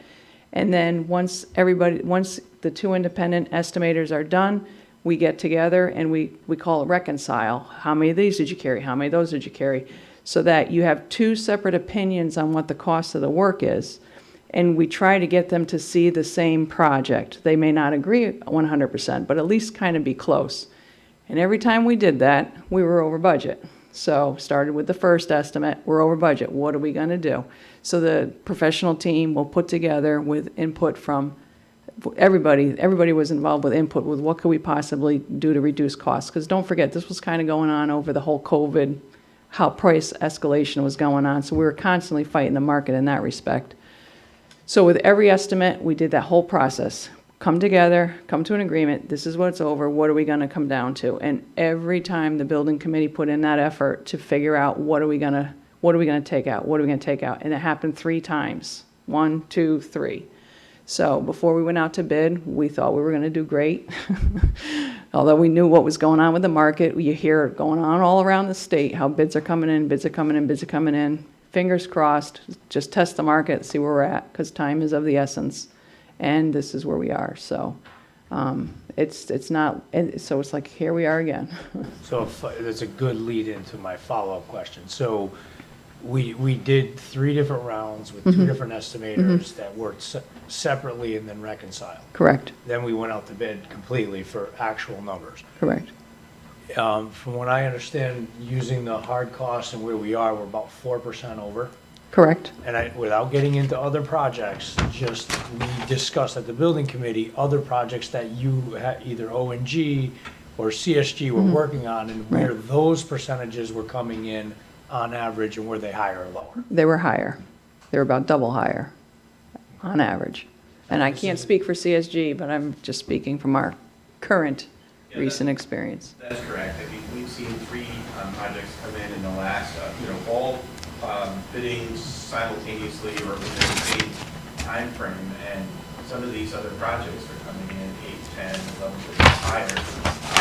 So it's hard to feel good about a $5 million number, but looking at Farmington, we were a little relieved knowing what was happening as these other, literally within weeks of each other, coming in. And so I would agree with the whole statement that these other projects were coming in double to the percentage increase that we saw here. Right. If anybody has follow-ups on estimates, then I have one more. Go for it, Johnny. All right.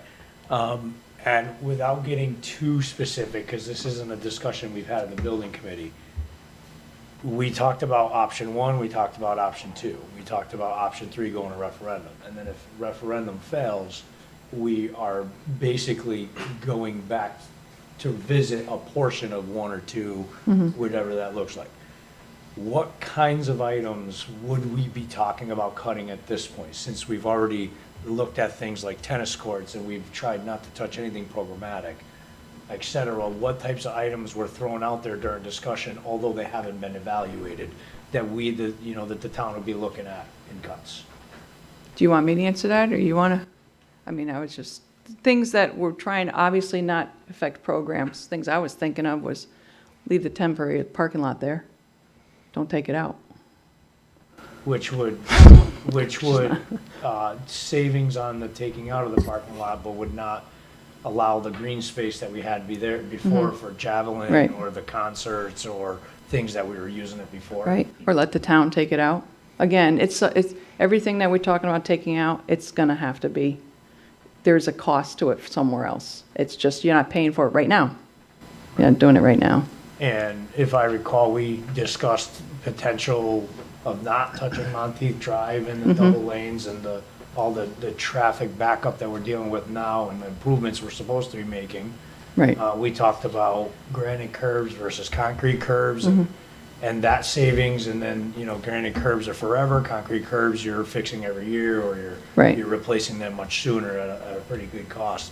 So, I only bring that up because in the end, like some of the other items that we never actually jumped into, we felt were too egregious, so we ended up with the list that we have now. And some of those other items would basically change the face of the project as the town had come out to bid for, to a referendum for to begin with. Last thing, I promise. Last thing. So, just to kind of bring it back, and I love that we've had just such a detailed discussion about all the things that were value engineered and taken out, and now we're potentially putting it back in. If we don't go to referendum, or rather, let me phrase that a different way. If we go to referendum and we fail at referendum, do we get the $14 million in state aid? Yes. Okay. Because we're still spending the 135. We're just not spending. However, we cannot access that money for this project. Correct. The way the state gave us that money, unfortunately, we were not contacted by our reps before this bill went in. It was not given us in any way, shape, or form that we could use it for price escalation. One of the conversations throughout all this, with everything going on in COVID, was price escalation across the board. I think the numbers we saw here, there was a great fear they would be much worse when we were looking at some of the worst of it, and we were looking at some of the other schools that came in. But unfortunately, we were not asked what would be the best way to give us that money, so we actually could have used it for this project without going out to another referendum. So we could benefit the taxpayers, and that's what this does right now. It reduces from what we were originally talking about bonding, roughly 110 million, down to 95 million. Right. I think you just teed it up for Joe. Just about. Well, can I just? Go ahead. I just. Wrong Joe. but go ahead. Two-part, I'm sorry. Go to referendum, fails, does it disrupt the timeline for completion of project? Our goal is to not do that. And So just, that's why I kept saying from a Yep. risk perspective, we don't like our options, 1 and 2, but we will do that in order to move forward on the project, and the schedule will be maintained. And to satisfy the comment, earlier public comment, what's the guarantee we're not back here in another year or two for another 10 million?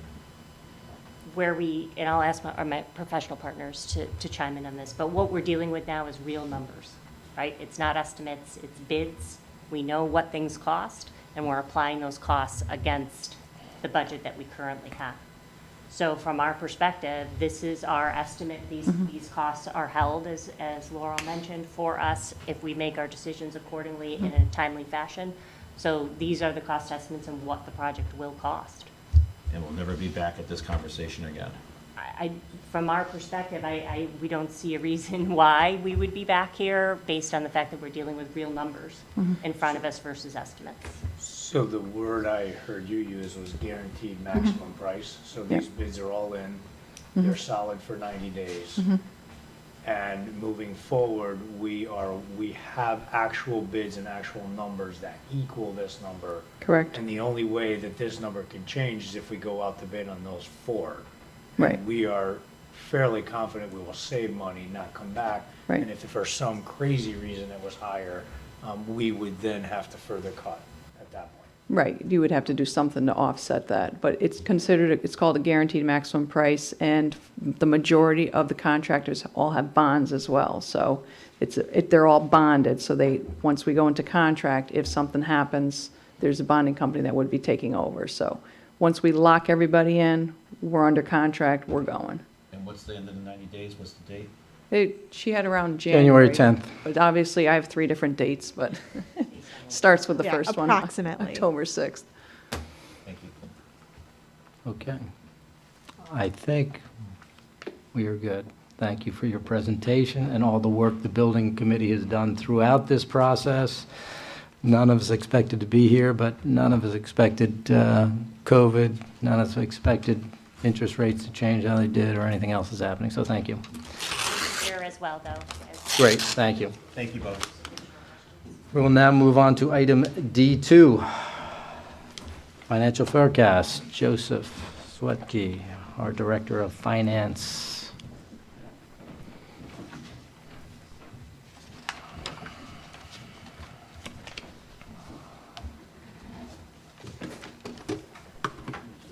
Okay.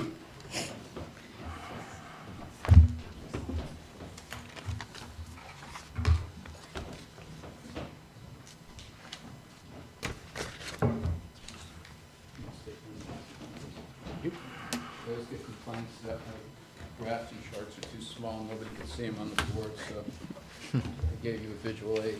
You may not want to see it, but.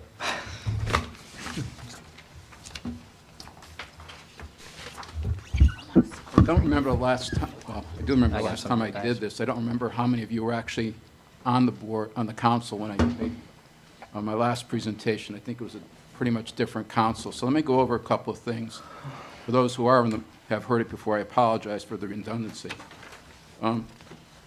Every year around this time, I put together a financial forecast, and usually it's just for the next couple of years, and looking at what the budget's going to look like for the upcoming year and possibly the year after that. And I do it for a couple of purposes.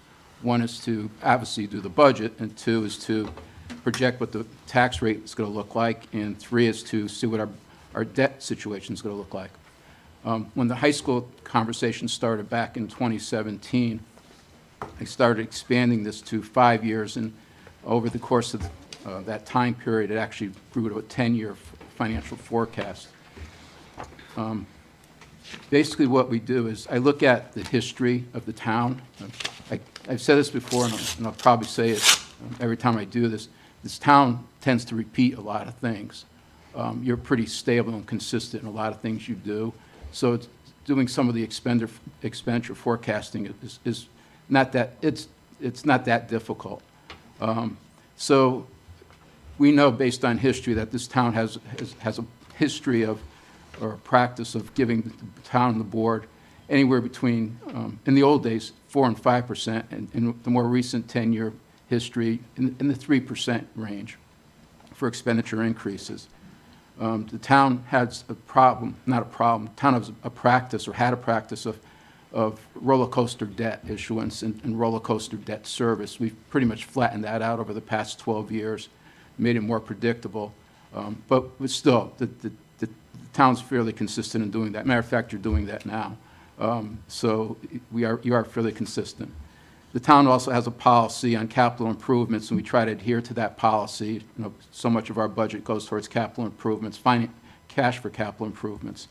So it's a pretty good number, easy number to project. So what you have in front of you is the financial forecast that was completed this October. It looks at, again, from my perspective, it looks at what the budget's going to look like next year. So you could probably, when you look at this, you'll get a good idea of what your budget's going to look like for next year. Also, what I need to do for debt for the next year and for the next couple of years. In looking at this forecast, the first column is the adopted budget. The first column on the left says 22-23 adopted budget. And that's the budget that you adopted or you prepared last April. The voters approved at the end of April, and that's the budget that we're living in right now. And The one thing I would highlight there is, well, obviously, in my opinion, it was a good budget. You came in with a less than a 2% tax increase, and you added $2.3 million in high school debt with that budget. It's the, if you look up in the high school issue of 2022, I want to make a correction there. I keep, and this is my fault, I keep telling everybody that we issued $40 million for the high school. We actually issued $37 million in change for the high school.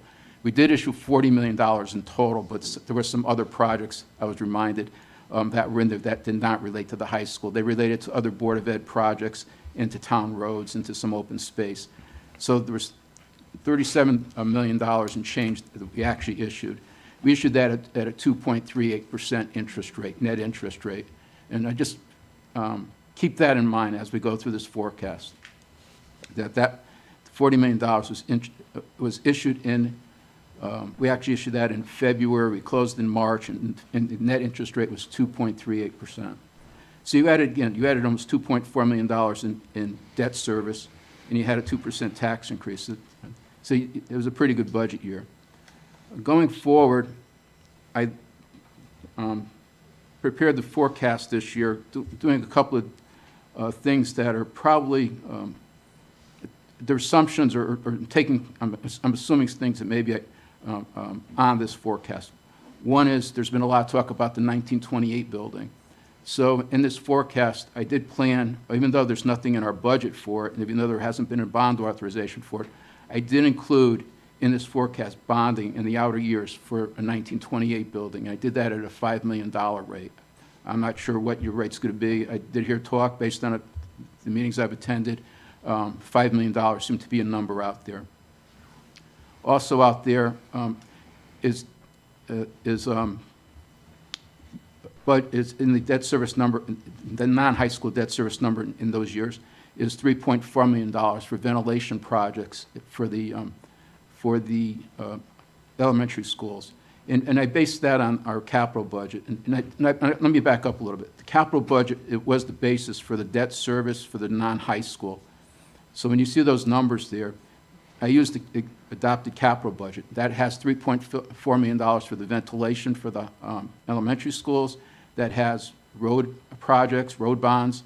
That has a couple of fire trucks. It has fire station renovations, but not at the level that's in the capital budget. I actually dropped that number to $6 million as opposed to $11 million.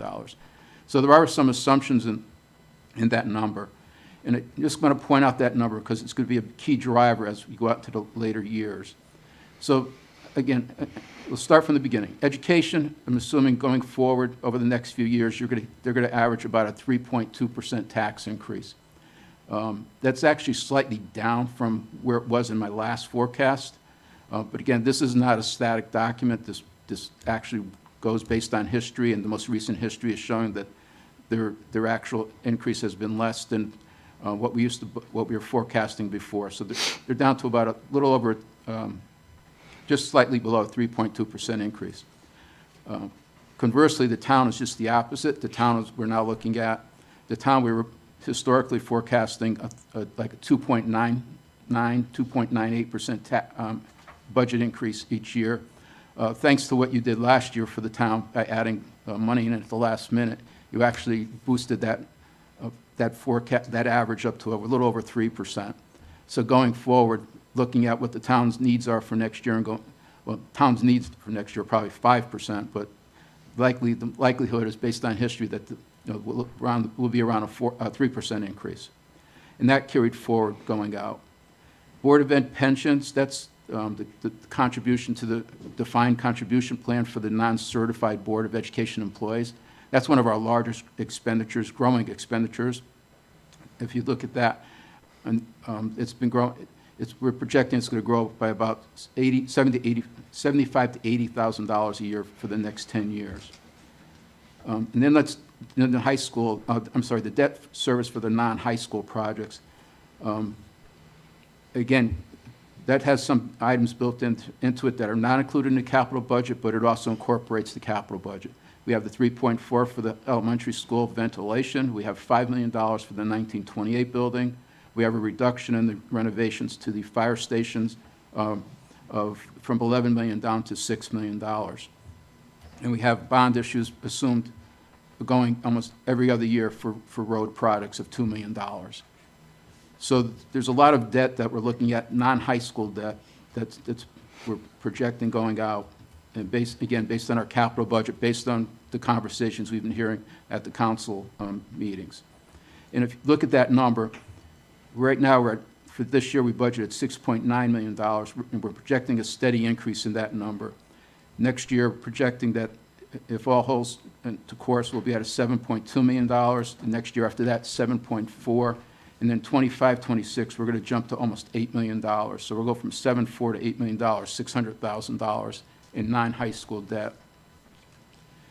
In 26, 27, and beyond that, that number will pretty much stay up around the $8 million mark based on the capital budget and our bonding needs.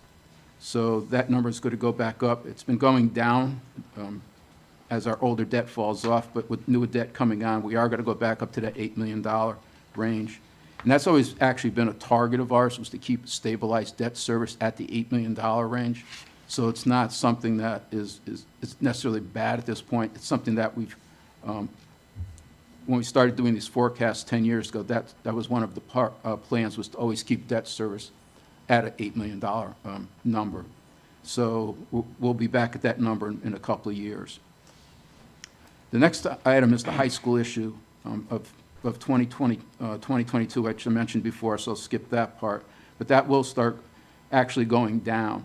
We peaked at this year with the 2.3 million, 2,377,000, and obviously because interest, the interest will start going down. That number slowly will decrease over the next 20 years. That is a 20-year bond issue. So that actually helps you going forward. After that, I'm going under the assumption in this forecast that you're going to take advantage of some of those state reimbursement monies to do two things. One, to lower the net municipal costs, but number two, you're going to use some of it to cover what they've been talking about earlier this evening. I used a number of $10 million. So in other words, of the $14 million in state grant reimbursement, additional state grant reimbursement, I projected you were going to use $10 million of that, and that $4 million would go to reduce the net municipal cost. I know that they're talking about 9.7, but quite honestly, when he's talking about numbers like this, a couple of $100,000 really doesn't move anything. Really, to move anything, you're talking in increments of $5 million. So really, $300,000 difference isn't really going to change a tax number. It's not going to change a bonding number. And the other thing, quite honestly, it's a lot easier for me to do a debt service schedule at a $10 million number as opposed to a $9.7 million number. It's kind of a pain to break up 9.7 into 20 digits or 20 increments. So at any rate, so I used $10 million. So again, $10 million would go back into the project. $4 million would go to reduce the net municipal costs. So your net municipal costs at that point would then become 65. We'd have to issue an additional $65 million. Is basically we got the roughly $40 million. We would do another $65 million. And actually, again, we're doing this based on round numbers. That it won't be perfect. It may be $66 million and maybe $64 million. But again, just for the sake of this presentation, we use $65 million. It was projected doing that in three bond issues. And based on the way that everything's flowing right now, the cash flow, initially, the last time I presented this to the council, we talked about bond issues in January of each year. And right now, based on the way cash is flowing out, we're probably talking about bond issues in April or May of each year. So we're actually going to gain a couple of 60 days, maybe 90 days on each one of our issues. So there was that change in the whole bonding schedule and the debt service schedule. The issues, again, because we front-loaded the first issue, if you remember previously we had talked about we were going to do $20 million, a $45 million, a $25 million, and then a cleanup issue at the end. And because we knew interest rates were going up, and we instead, we doubled up the first issue for the 37 or 40 million, the $37 million, instead of doing $20 million. And that changed what we would do issuing for the next 3 debt issuance. So now we're looking at a debt issuance of $23 million, our next one, $25 million, and then a cleanup issue, probably be around $17 million or you know, $17 to $20 million, depending upon where we were, where we are at the end in terms of what we need for dollars. So that's where we're at. The forecast on those debt issues is where the disturbing news comes in. Like you heard tonight, inflation has impacted debt, it's impacted finances, and what it's actually done is it's because the Fed is really going after inflation, because the Fed is raising interest rates rapidly. Right now, the most recent bond sale that I saw for a town in the state of Connecticut, 20 years, $8 million, their interest rate was 3.95%. Okay. We did one 8 months ago for 2.38%. That's how quickly rates have gone up. Rates, the Fed is forecasted to do another 0.75% increase in another couple of weeks, I guess next week, November 2nd. They may do another increase in December, probably not 0.75%, but probably in the 0.5% rate. What this means is that our interest rates that we originally forecasted, and I'll give you an idea of what we originally did. The original forecast said that the first rate, first issue would be a 2.75. We did 2.38. Second issue would be a 2.85. We're forecasting now a 4.15. The third issue, we forecasted a 2.95% interest rate. We're forecasting a 4.25% interest rate. And then the fourth issue, we projected a 3.05% interest rate. And I'm sorry, we originally forecasted 3.05. Now we're looking at, again, like a 4.25%. So as you can see, interest rates are at least a percentage point higher than what we originally had thought. What that does is it adds about $80,000 a year to debt service, for each issue a year to debt service. So in other words, when we do the next bond issue, our forecast, what we forecasted for interest will probably be $80,000 higher each year. When we do the next one, again, $80,000 higher each year. And the third one, probably, I'm sorry, the one after that probably be like $98,000, and the one after that probably be like $98,000. So again, we're talking about higher interest costs going forward. And that's a big factor in what happened in using that here. And just to give you an idea of how that works, rates have been high because of the uncertainty since COVID. Rates actually have been high. What buyers of bonds have been doing when they bid on your bonds, they'll bid a high interest rate, but what they do is they offset it by giving you money back, and that money back reduces what you have to pay in interest. In other words, if they'll say the interest rate is, they'll bid a 5% interest rate, but then they'll give you half of that money back, so that your interest rate actually becomes 2.5%. So they actually give you the cash at closing. It's kind of like when somebody, with a mortgage, somebody gives you back money for your closing cost or whatever. What we're seeing is those premiums, those rates are still staying in the 5% range or the 4.5% range, but those premiums, what we call the money back they give you, is actually becoming less and less, or smaller and smaller, and in some cases none at all. And that's why the interest rates then, if they bid a 5% and they don't give you a premium, then it's a true 5%. If they give you 5%, but they give you back $1 million, then it's probably more like it's probably more like a 3.75% or a 3.5%.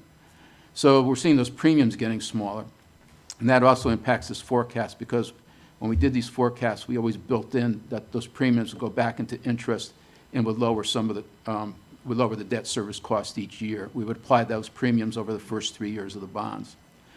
So when we get down to the bottom, you'll see what the impact of that is.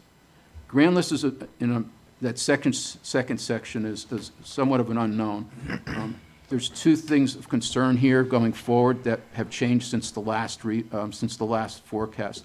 One is the state has decided to change the reval schedule.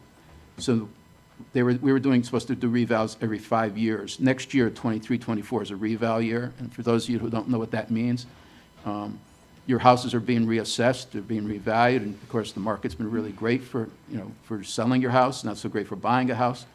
So the value of your house is up. So next year, you're going to see the value of your house go up the way we assess it, which means that you're going to pay more in taxes, even if we didn't change the mill rate, because the value of your property is higher. So reval goes into effect, it'll be for the October 1, 2022 grand list. It goes into effect on the July 1, 2023 budget. So automatically you're going to have you'll probably have a tax increase. What the state also did is they changed the schedule, and instead of doing it every 5 years, Farmington and 2 other towns in the state got the short end of the stick, as we call it, and as the state admits, and we now have to revalue every 4 years. So in this forecast, instead of having reval next year in 5 years out, there's actually 3 revals built into this as we go out further. So that could be good and bad. One, it's going to add cost. Obviously, you're going to pay $300,000 every time you reval to a reval company.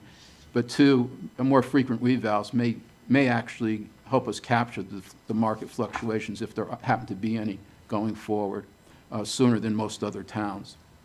The other thing that is somewhat of a concern in doing this forecast is the state also, after last year's cry that motor vehicle, well, the current administration has in power has a thing against motor vehicle taxes. They would like to eliminate them. And there was more steam added, or logs added to the fire last year when everybody's values on their 20-year-old vehicles, their values went up $3,000 last year because there's such a demand for used cars. So the legislature, working with the assessors, actually changed what's going to happen and how we value motor vehicles going forward. And that's actually going to have the effect of knocking down and preventing large increases in the real motor vehicle grand list. In other words, what they're going to do is you're going to get a set price on your car, and then they're going to depreciate it every year. So regardless of whether your car's value does go up, it's actually going to go down because there's going to be a depreciation schedule. 2, starting next year, they will be doing away with the supplemental motor vehicle. As people, you would get if you buy a car during a certain period of time during the year, you would get a tax on that car in December. It would be what we call supplemental motor vehicle tax. They're doing away with that, and you're actually going to get that tax bill whenever you buy the car. So if you buy the car in August, you'll get the bill in September. If you buy the car in July, you're going to get the bill in August. They're not going to wait and do it all at once. While that has a minimal impact, we do have a line item in our budget of $1 million a year for supplemental motor vehicle tax, and you're going to slowly see that also fade away. And that impacted our forecast for revenues, mostly in the out years, not so much next year, but in the out years. So the grand list was a little bit tricky to project because of reval and because of the changes in the motor vehicle taxes. But we did a projection on the grand list going forward. Other revenues, this year that we're in, we had a windfall from the state. They changed the pilot program, so we had a huge increase in our state pilot. So it actually drove up our grant revenue this year. We're not seeing that out there in the future, and so we went back to using the historical averages for those different revenue categories. And we could see that we do build in increases each year. And we did try to take into effect that in some years, people will argue, well, you're getting $1 million a year in building permits, but again, we're working on averages, we're not working on actual. So we looked at averages and we built in the averages. We are seeing a slowdown in building permits, so there is some activity taking place, slowdown taking place in the economy. So there is so we did build in increases on the non-tax revenues. The net effect is, if you look at the 23-24 column, going all the way down to the tax and mill rate section, we're projecting a mill rate, tax levy next year of $115 million, projecting a mill rate of 30 mills, which is 0.72 mills above where we are now, which is actually pretty good. It's almost slightly less than a 2.5% tax increase. But because of reval, the actual increase to the average home, which the assessment should be around $233,000. The tax increase will actually probably be closer to 5.1%. So think about, you were at a 1.8% tax increase this year. Next year, that home assessed at $232,000 will have more, will have a 5.1% tax increase. Of that amount, $258 will be the total tax increase will be $339. Of that amount, $258 would be attributable to the high school project. And go forward in that, you could see that using those assumptions and carrying it forward, in 24-25, the tax increase, no reval, but a tax increase will be 4.1%. That's higher than what we originally projected, and it's all driven by the increase in the interest rate, and plus the changes in the debt service, the non-high school debt service, the additional debt that we're going to start bringing on. So 4.1% in 24-25, it's $116. $116 would be attributable to the high school debt. And then in 25-26, tax increase would be 4.31%. The amount attributable to the high school project would be $117. Overall, over the first 5 years of the project, we had, back when we did the original projection, we said that the high school project would cost about $466 to the average homeowner. That's now increased to $491. So it's about a $25 increase in the cost to the homeowner. And obviously, as you go out further, the debt starts to drop off, the project starts to, and so everything starts to stabilize. So by the time you get to 26, 27, you're back down to your 2% tax increases, and actually the high school is not causing any of, it's actually decreasing your debt burden by $1 in that year, and then it goes up, it goes consistently after that, it starts to go down. Again, we do have reval years out there in 27, 28, and we have a reval year out there in 31, 32.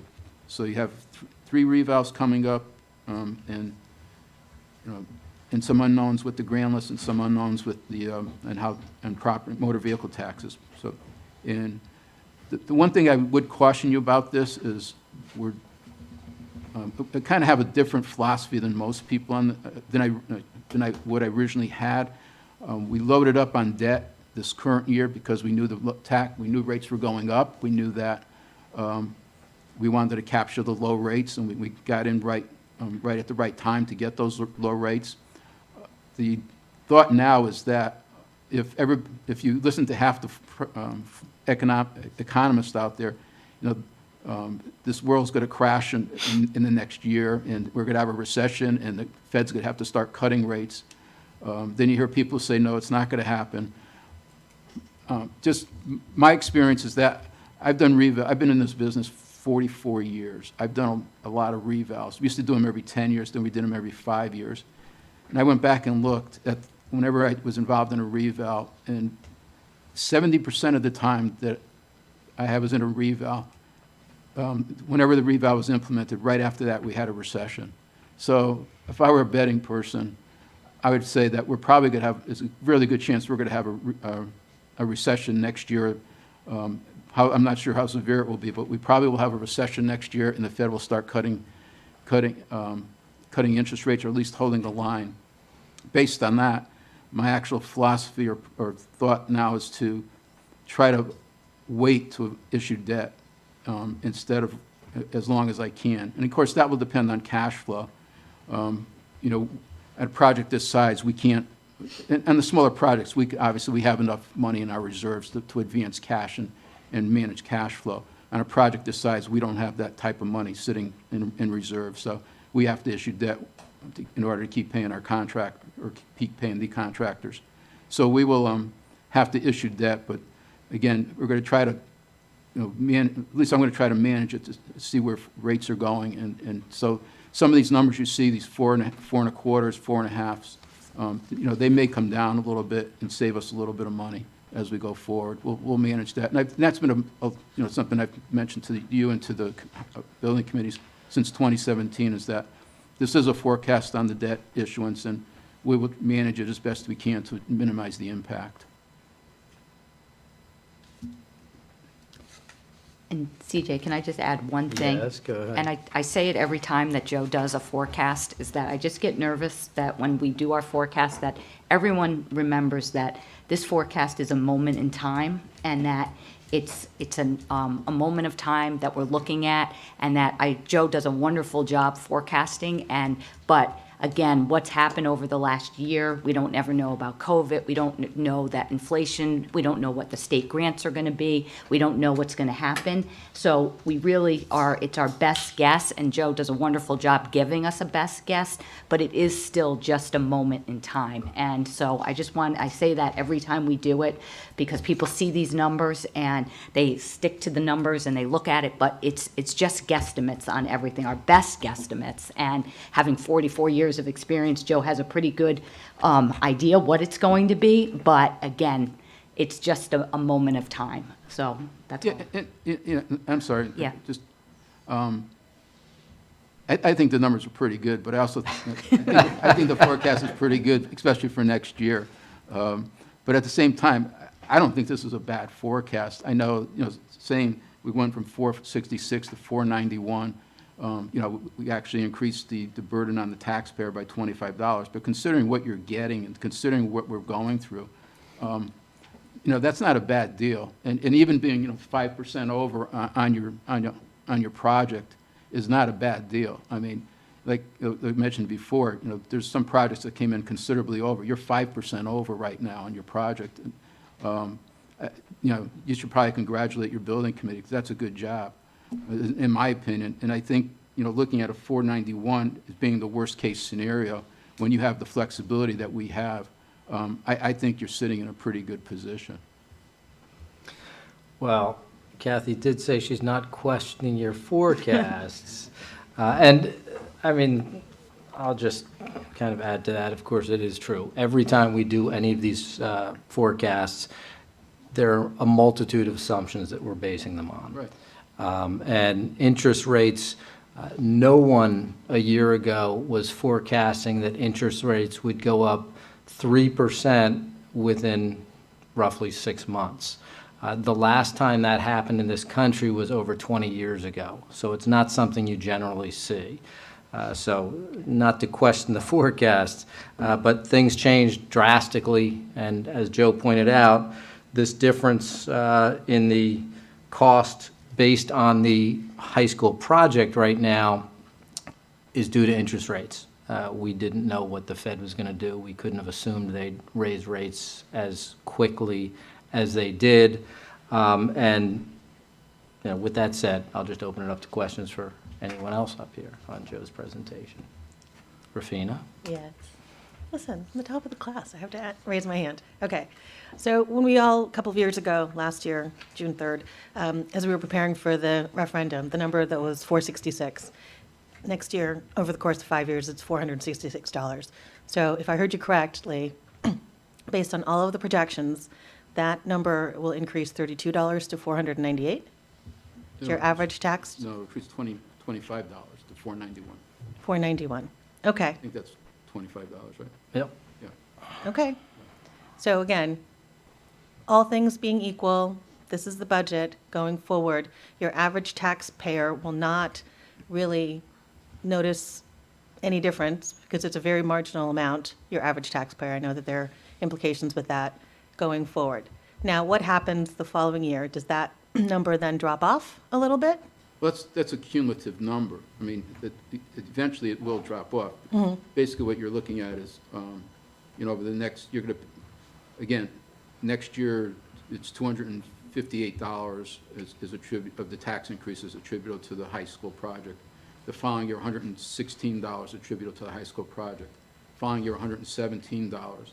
The following year, it's actually minus 68 cents. The following, in 27, 28, there's a blip because of some drop off on premiums. It actually goes, the cost is $8.74, but then it starts to go down. Basically, once all the debt is, I always like to do this because it always makes Kathy upset, but Thanks, I Joe. have to think about it. But one of the temptations was when we were putting the last debt issuance together, I said, wouldn't it be great if I just issued $109 million? That would have been great, actually, been given great, the fact that the but- rates were so low. But the payback, would have been crazy. But what happens is after you get, past 26, 27, you've issued all the debt for the high school. Okay. So at that point, you're not adding any additional debt, but you are dropping off interest because you're paying your debt down. And so the high school becomes the high school debt service becomes less of a factor in the overall budget and in the tax increase. Right. So you'll start to see, you'll start to see the number go down ever so slowly, but it will not add to the tax burden. Okay. So one of the harshest criticisms that we've heard in the last week, at least I have, is from folks who really are in support of the school, but just want to know how that's going to affect their pocketbooks. And we all stood here and they were like, well, it's the old bait and switch.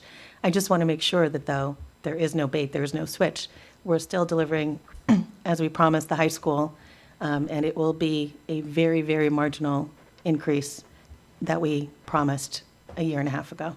Right, and to be, again, that increase is not as a result of what you heard tonight Right. from the building committee.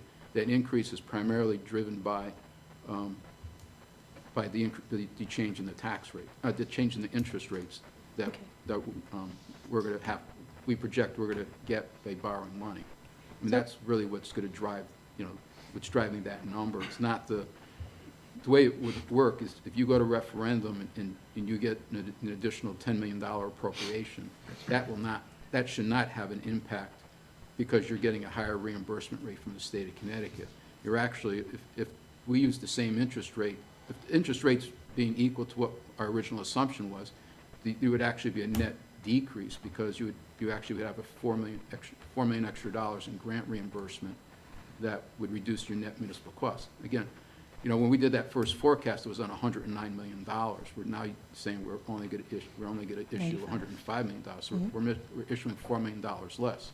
Unfortunately, the cost goes up $25 because the interest rates go up.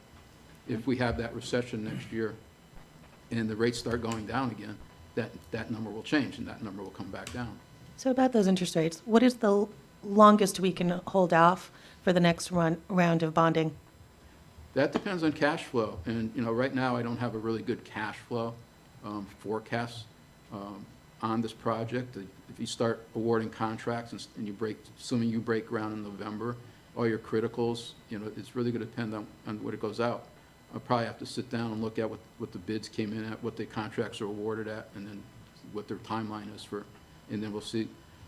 My goal is to wait until, we issued $37 million. I think I have $34 million left at this point. So if it goes out at that, it's going to go out at a quicker pace than that. Right. But, the goal is to try to push it off probably to May or June, April, May or June, that time frame. If we could push it to July, then these numbers would change completely. So, we'll see how the cash flow goes before we issue debt. Okay, thank you. Other questions?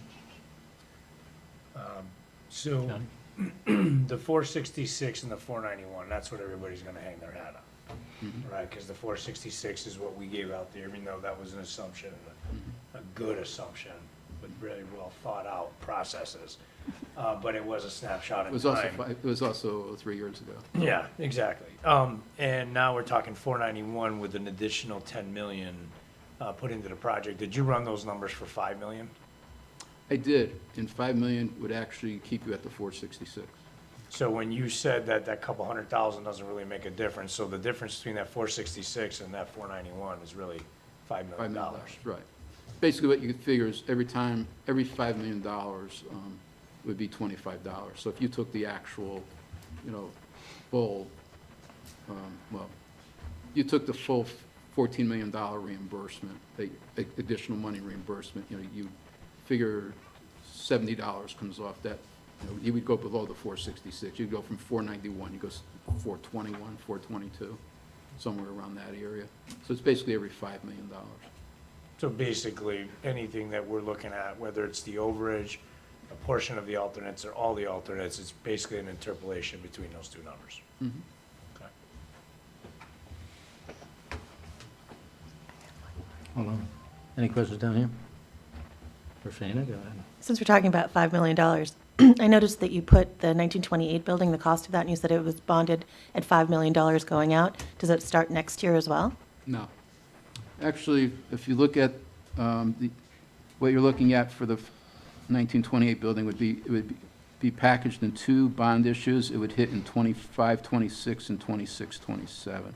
So when you see the jump in the, again, going back to the forecast in 25, 26, you're going from up to almost $8 million in debt service on non-high school projects. You're going from $7.4 million to $8 million on non-high school projects.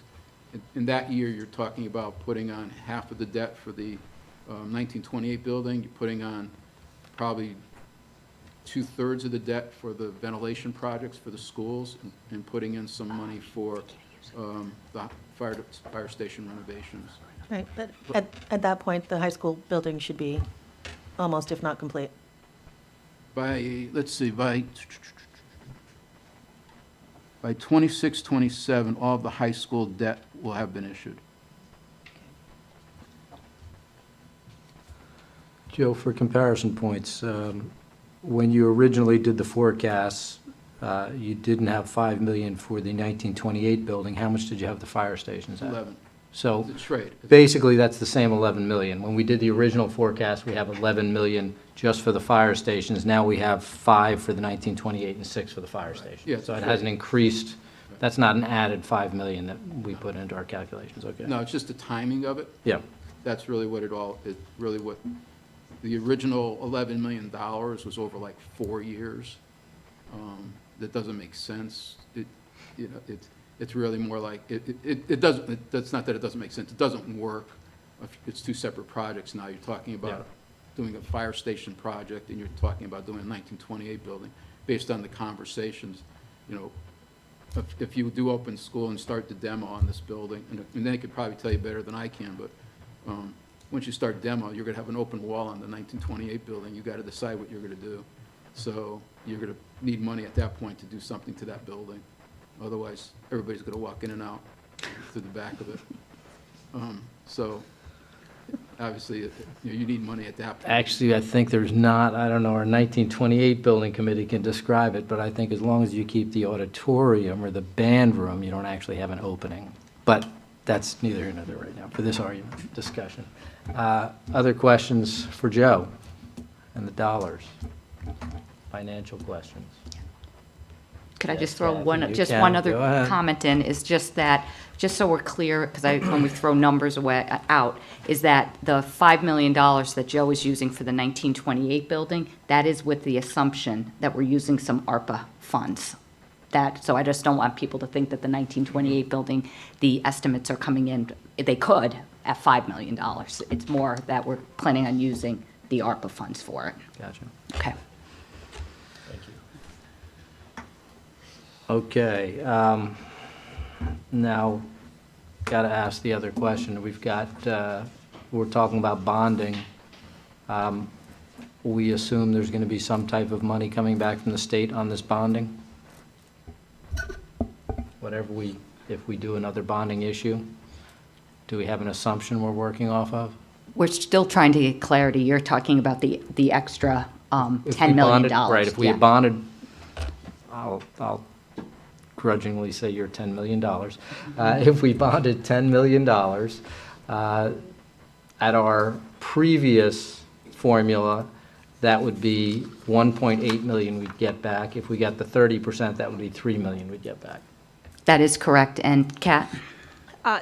My understanding is this assumption does not assume we are getting reimbursement on that, but we are working with the state to read the language that was provided at the previous special legislation to see if that would apply.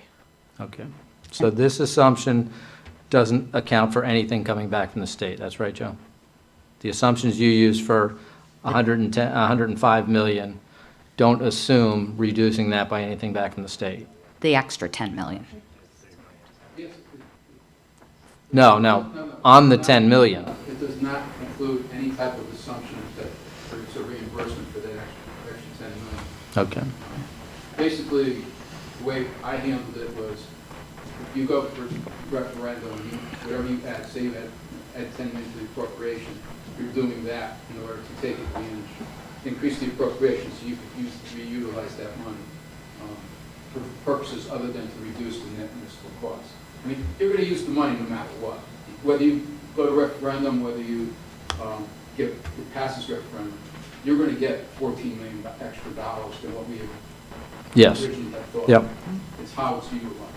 And if you want to utilize it for the project, Yeah, no, I wasn't even talking about that 14 million. I was more referring to if we bond again, there we go, another referendum, and if it passed, whatever we bond for in the future, we should get something back from the state, although we haven't gotten clarity on what that might be. So that would change the future forecast because there would be money coming back. So if we bonded, again, we'll say $10 million, and we got $3 million back, we would actually not have to bond $10 million. We'd only have to bond $7 million to pay for the project. well, you actually would bond, instead of bonding 105 million, you would bond 102. Thank you, okay. Yeah, okay. Any other questions for Joe, since we've let him sit down already? Okay. We will now move on to item E3. I got a blank number. Well, That's the why don't question. you You want me to go with the 10 million? Well, you should, probably Go- what the committee go recommended. the 9.7 million for the committee's recommendation, then we'll have discussions and see where we come out from there. That was their recommendation, so, So it's going to say 9.7. Okay. yes. All right. I'd like to make a motion, recharge the Farmington High School Building Committee to prepare for a referendum vote to appropriate 9.7 million for the Farmington High School school project. Second. We have a motion and a second, and now is time for discussion. I'm not going to ask if there's discussion, I'm just assuming there's some discussion. Okay, who would like to start the discussion on potentially this topic is going out for another referendum for the high school at the recommended from the high school building committee of 9.7. Thoughts on doing so? Ed, thank you. Yeah, no, I think this makes sense. Thanks again to the building committee for the very detailed and informative presentation, taking us through all the three options. I think it's very obvious that options 1 and 2 are not really the responsible way for us to move forward. There's a financial risk, obviously, with option 1, because these things are still needs. And if they get into the capital budget, we're not getting the reimbursement. That's going to cost us more in the long term. Option 2 has that impact of educational programming. I don't think any of us want to see that. And options 3, as you took us through it, makes a lot of sense. It allows us to cover the portion that's over budget, really due to the inflationary pressures. But at the same time, our net municipal cost is lower than what it was at the original referendum. So our new net municipal cost is 104.3 compared to that 109.3. So I think overall, it's a win-win all around, so I support it. Okay, other questions or comments? Brian? From what I've heard tonight, I want to say thank you to everyone on the building committee who worked on this. I mean, we have a lot of information, and thank you for all the work that you've done. It seems like we're in a little bit of, not our situation, but because of this, not a project situation, but an industry situation, that we have to adjust our budgeting. So really what we're doing is we're adjusting our budget number and what we can spend. We're not increasing taxes. In fact, from what I've heard, taxes will actually go down a little bit, which is a good thing if that's, well, it No. won't cost us as much. No. Is that incorrect? Yes. Okay, so I misheard something. But it does, well, not, yeah, taxes won't go down, but some of that money will go into the budget, so we can spend money we got from our state representatives on the school by increasing this budget, which is really helpful, but some of that money can also go to offsetting the costs to the town. think that's what we were talking about. Not that it would decrease taxes, but it does decrease our costs a little bit, because that money can go toward it, correct? No, the money that, the additional money that the state gave us for this project must go towards this project. What it will do is decrease the amount that we have to bond. That's what I meant, that's what I meant. Okay, and as Joe pointed out, unfortunately, with the interest rates, it still increases our debt service on that, but True. it decreases the amount we have to bond. But by increasing this, the amount we're spending, it allows us to access the money that we got from the state, the 14.7 million. We can use that regardless of whether we go out to bond. Oh, okay. We will use that regardless. The 14% or $14 million is going towards the 135, the original bonding issue. So it doesn't go Right. towards anything in the future. That's what that's going towards. Okay.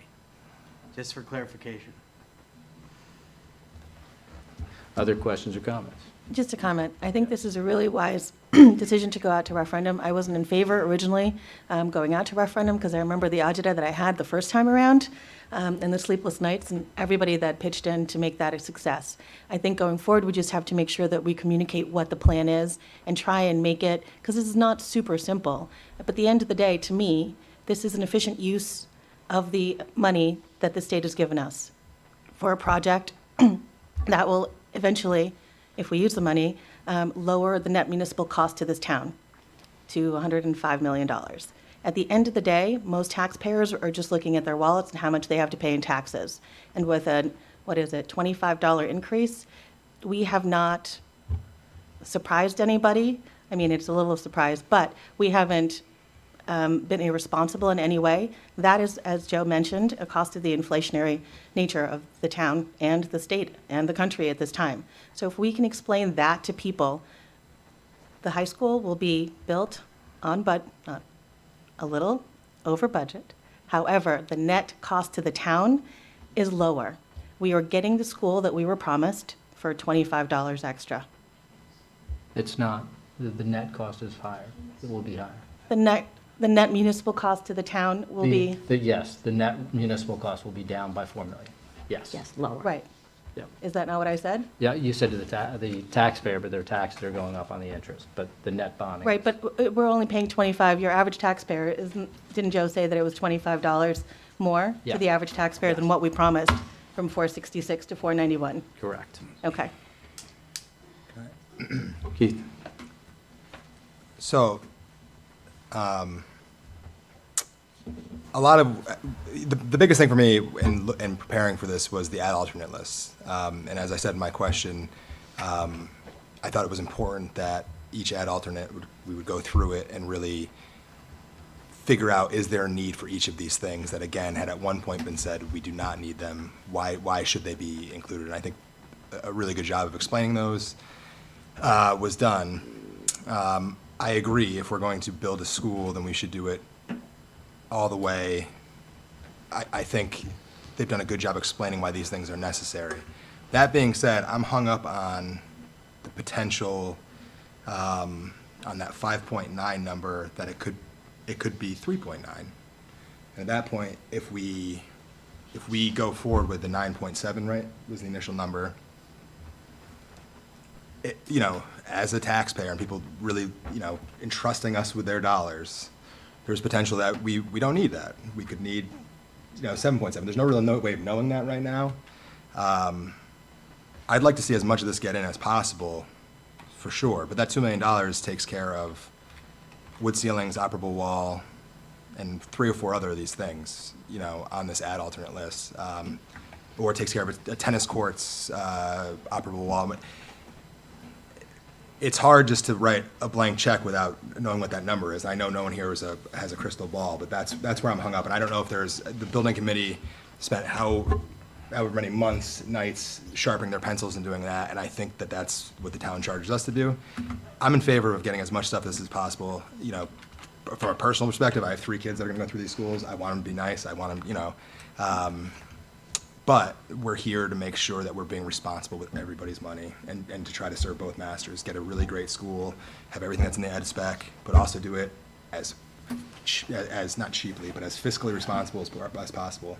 So I've only been on council for a year, and the thing that I always hear is what Farmington does well is we go through this stuff and through and through. And I think it's credit to the building committee that, there's projects out there that are at 8%, I think was the number that was said, which is basically where inflation is at right now. And we're at half of that, and that's awesome. And maybe there's more that we can do.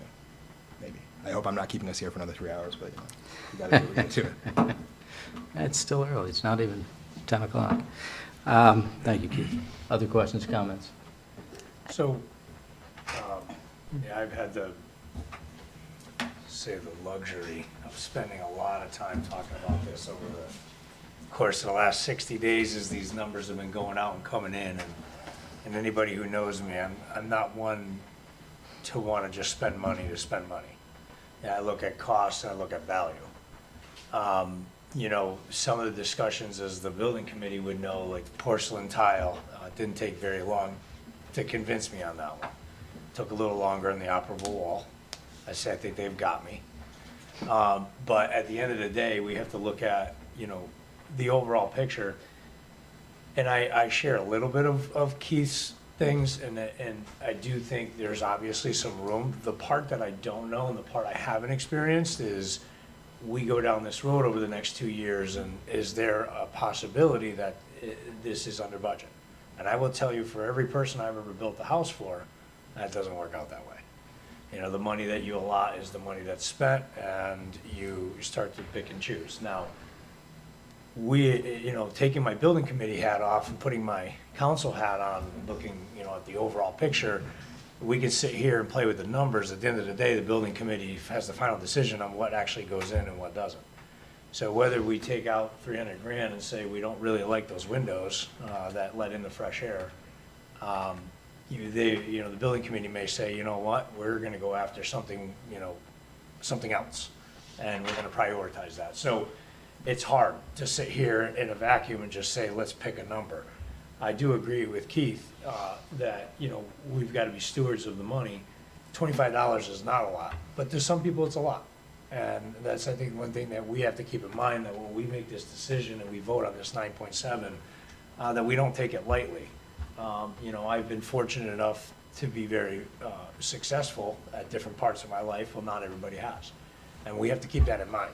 I've spent a lot of time in town with, both work and living here. And if there's anybody who ever said anything about Farmington, I'd sum it up. It's a really good balance between low tax rates and good schools.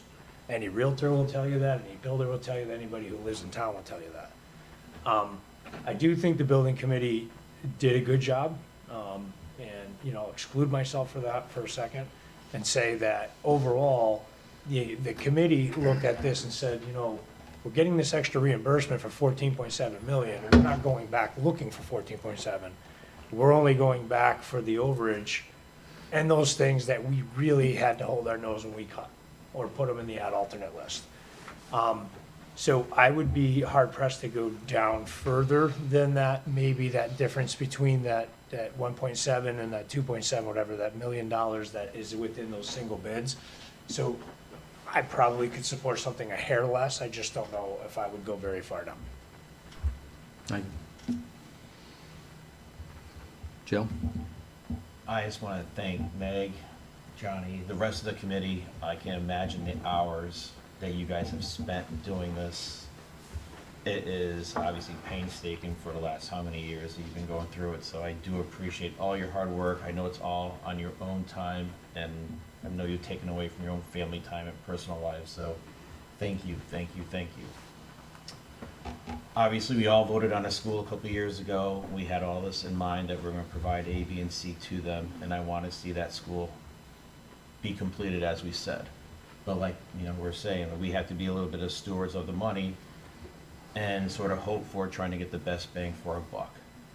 So I would like to see it come under the 9.7. Unfortunately, I would be more happy with an 8 or 8.5 to do it. I think we can still get the major components that you're looking for in order to compete, in order to facilitate the school that you want to give to our students and to our community. So I think if we can come down a little bit, I can be very supportive of this, and let's get this project completed in a timely fashion. Thank you. First of all, I would like to see us on this council united in whatever we do going forward. I think that sends a great message to the public. So I'd like to find a place where we can be 100% a unanimous vote. That being said, when I take my trusty little calculator out, which I always have up here, if we bonded instead of $9.78 million, and we made an assumption that we're only getting 18% from the state, which I'm hoping we can at the very least assume, that would bring us 1.44 million back, which would be a total of 9.44. 8.25 million brings us, with the 18%, just at 9.7 million total. I would be very comfortable if we bonded 8,250,000. We can assume that 18%, so we're getting the money we need to get this project done at the full ask for the building committee, and if by any chance, we're hopeful assumption, because the state has already told us 30% is the proper money we should be getting on this project, we would actually be getting an additional $1 million for that. So we would actually be getting a little more than that ask for the building committee. So I think we could go out 8.25 and we get everything we want and everything the building committee's asking. Questions? And this is more of a sentimentality thing, but I just, as a council, I mean, there's other big projects coming, 1928, and other things coming down the road, and it's why I think doing what we're doing right now is so important, so people know that we don't just rubber stamp everything that comes through. What you just said makes a lot of sense. If we can get and make sure that our legislators are getting us that reimbursement money on 8.2, then the project can be made whole for whatever being presented here, correct? That's what the numbers show right now. Wait, but lowering the amount of money that's requested, how does that help things in the long run? I don't understand. We're not going out to bond as much, so we're getting that money. It's coming back. We're getting back from the state for reimbursement. We're getting, on 8,250,000, we'd get 1.485. But I thought we were back from the already, state. that the bonding, that it was 30% reimbursement This rate. is, well, we don't know that, they haven't told us that on a second referendum. We can assume that, but if they only give us what they were going to give us the first time, the 18, that would be the 1,485,000. So what would be the net municipal impact to a taxpayer, the difference between 8.25? 8.25 less And then the- 1.485. Right, and then the 9.7 that's being requested. Well, you're reducing your bonding from 9.7 to 2.5, so you're taking off almost $1.5 million from that. Right, From but what we're didn't going out Joe to say that bond. if you move a couple $100,000, I don't know what the difference would be in $1 million in terms of numbers? We'd have to go down to 5% to be less, 5 million. what's that? 5 million. I'm sorry, 5 million on the bonding to go to the 466. Right, I understand that, so I'm saying currently, then it's a $25 increase. We said it was $466 a couple of years ago, now it's $491. If we were to go and bond the $8.25 million, right? We'd only be dropping down roughly $1.5 million from what Joe's calculations were. Right, so I'm asking, what does that mean to your average taxpayer? It's $491, so now is it for? Instead of $25, it'd probably be 85? $5 less than that, so it'd probably be, about 486 probably. Should be the rough number. I mean, that's a rough calculation. So instead of 5 million. you're CJ, taking you're off assuming the actual referendum is 8.25. If- Joe, if we went to referendum for 8.25 million instead of the 9.7, we would be getting a reimbursement at 18% of $1,485,000, right?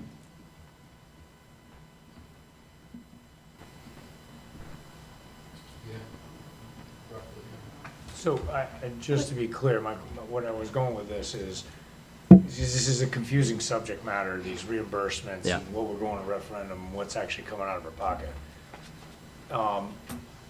Going for the 9.7, right now, we just said that we weren't, in that debt service, in that 491, we weren't taking into account any reimbursement. Right. We were going for 10 million, we're adding 10 million to the project, it's adding $25 per taxpayer for an average household.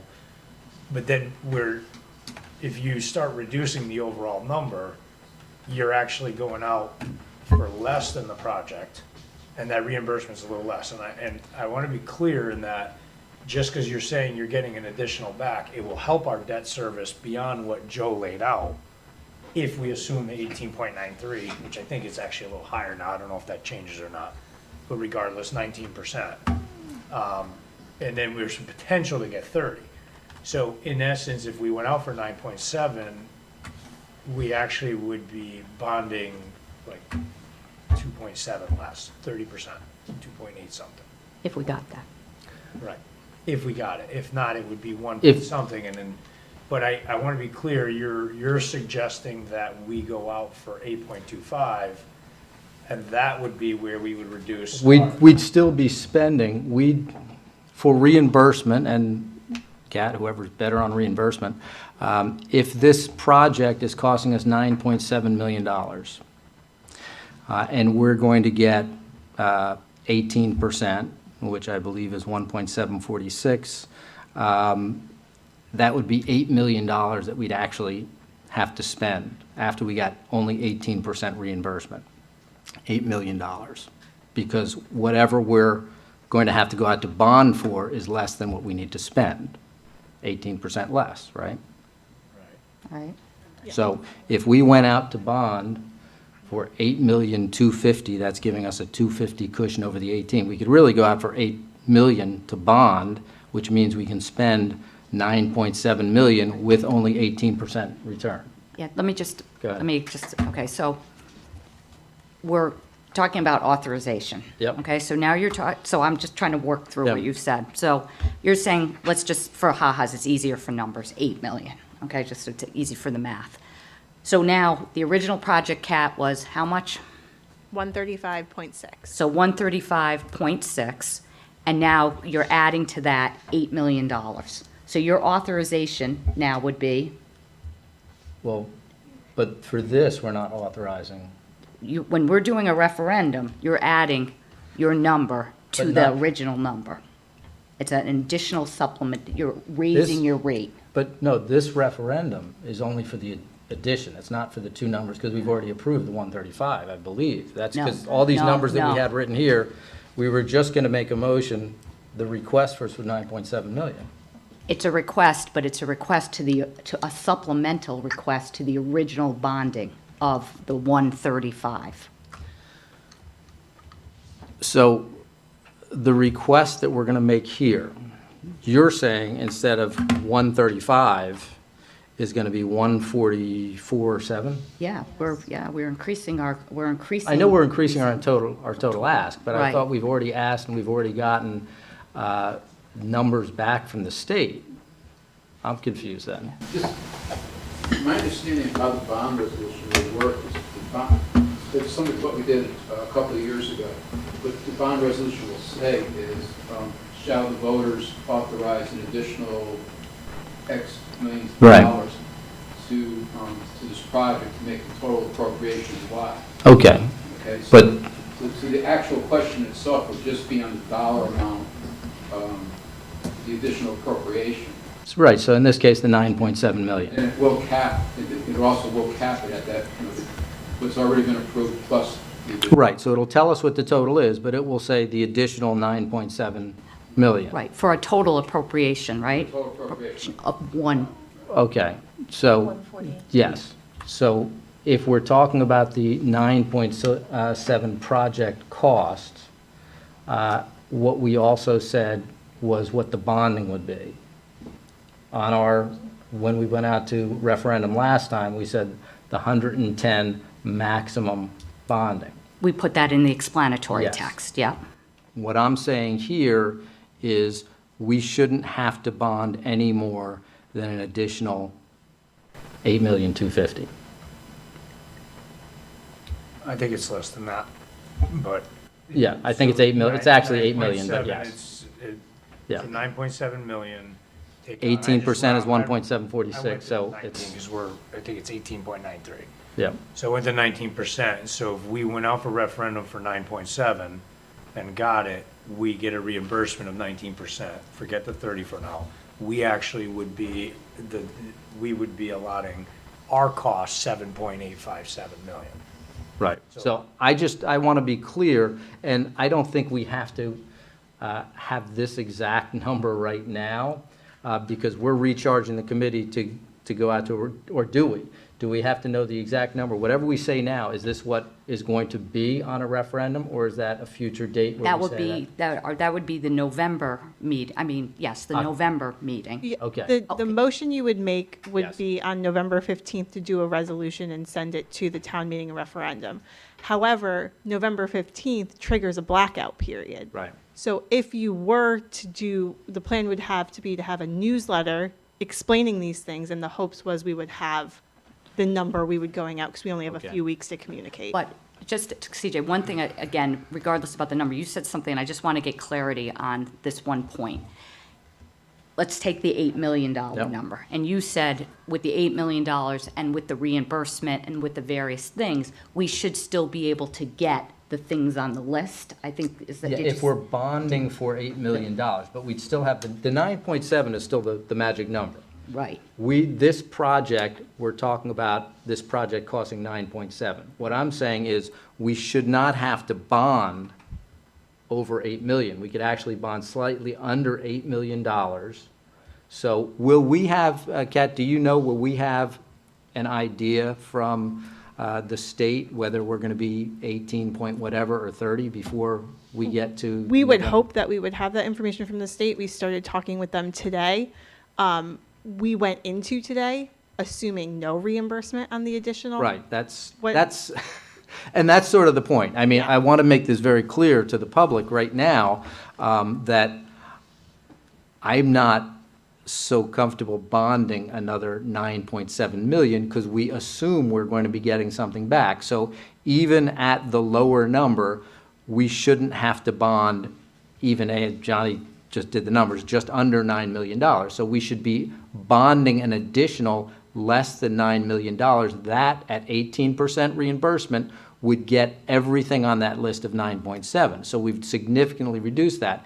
If by any chance they gave us the 30%, I think that's, how much more than that? Another 5 million or something. It's over $2 million. So now you're, dropping down significantly from that, just under 7, you're in the 6s and 5s. So we're much closer. The bonding is going to bring us much closer to that 466 number that Rafina and Joe gave us earlier than we are right now, because we are going to get something back from the state, and that won't be what our bonding is. Yeah. So go ahead. I'm still, I guess, Yep. we still haven't got to the point that what I'm confused about is that you can only spend what the appropriation is. Yep. Okay, so our number, whether it's, we started out with 109.3, and if we request 9.7, it becomes 104.3. That's all we can spend. If you now have it being $8 million, regardless of what the reimbursement is, that 104 now has gone down $1.7 million. So you're only be able to spend that amount of money.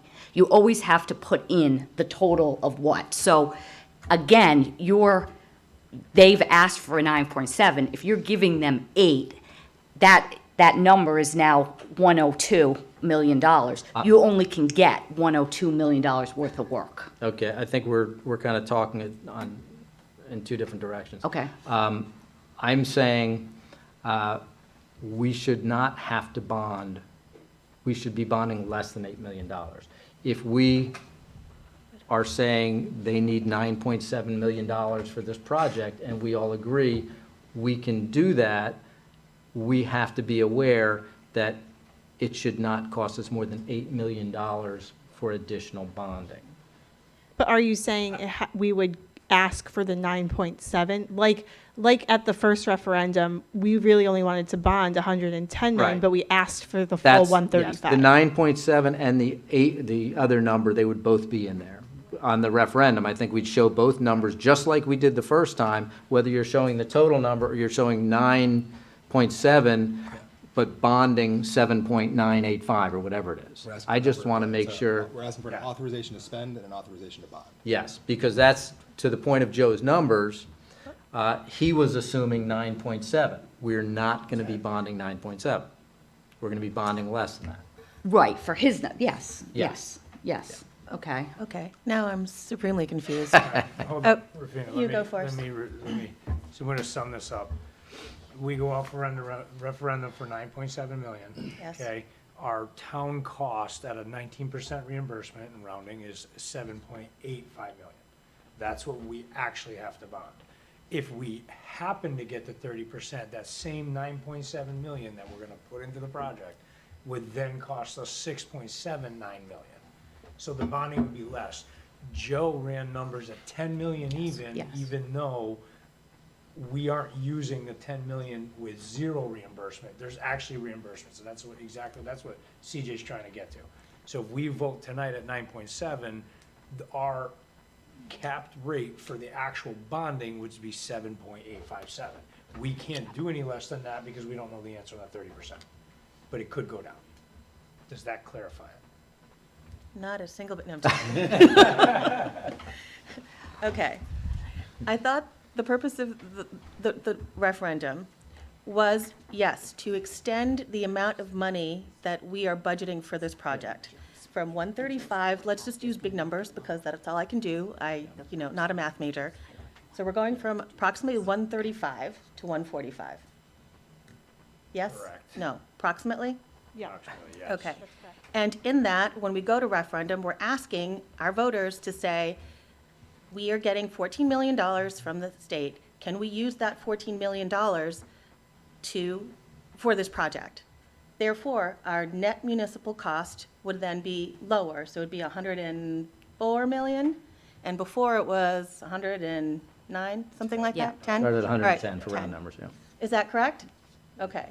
So I get the point about trying to save a couple of dollars by bonding less at the interim, but I don't know that it makes that much sense if we're only talking, and I am very careful. I understand the $25 is that it's money. We are not being fiscally irresponsible, and we're taking everybody's or our responsibility seriously as a town. But if we are just looking at the difference between $1 million, 9.7 and 8 it doesn't, in the end, make that much of a difference in terms of what the net taxpayer would. All right, let me try and clarify. I'm not reducing what the project scope is or what the cost is. We're still, the building committee is still getting $9.7 million. Okay, I'm saying we won't have to bond $9.7 million. okay, In what we should assume is our very worst-case scenario, we bond just under 8 million, and if we get that 30%, even less. So I'm just talking about what we're bonding. So it's going to be more attractive to our taxpayers than the forecast that Joe was showing, because Joe was just, because we don't have any numbers yet, assuming that we're picking up the tab on everything. And he liked to round up to 10 instead of 9.7. But, so those numbers are going to be less. And I just want the taxpayers to understand the 491 number that we were talking about earlier, that Joe said, it won't be that high. gotcha. So we'll be getting something back. How much closer to 466 will be determined by what that final reimbursement is. Okay, let's vote. Okay. Any other questions or comments?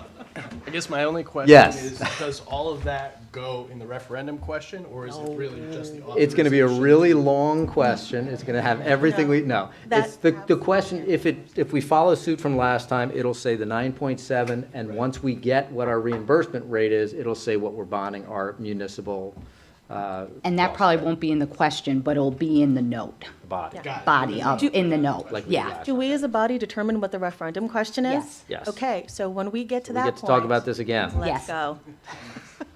Okay. Any other questions? That being said, we have a motion on the table. We have a second. All for a referendum vote, recharging the Farmington High School Building Committee to prepare a referendum vote to appropriate an additional $9.7 million for the Farmington High School building project. All in favor? Aye. Opposed? Motion passed unanimously. Very nice. Okay, with that, new business. Seeing none, before I ask for an adjournment, as I must do, I'll leave you the quote. Think about every problem and every challenge we face. The solution to each one is with education. George Herbert Walker Bush. Move to And I would like to make a motion to adjourn the October 25th, 2022 special town council meeting. We have a motion, a second. All in favor? Aye. Opposed? Hurry up on my chair. 10:04, we're adjourned. Thank you, everyone.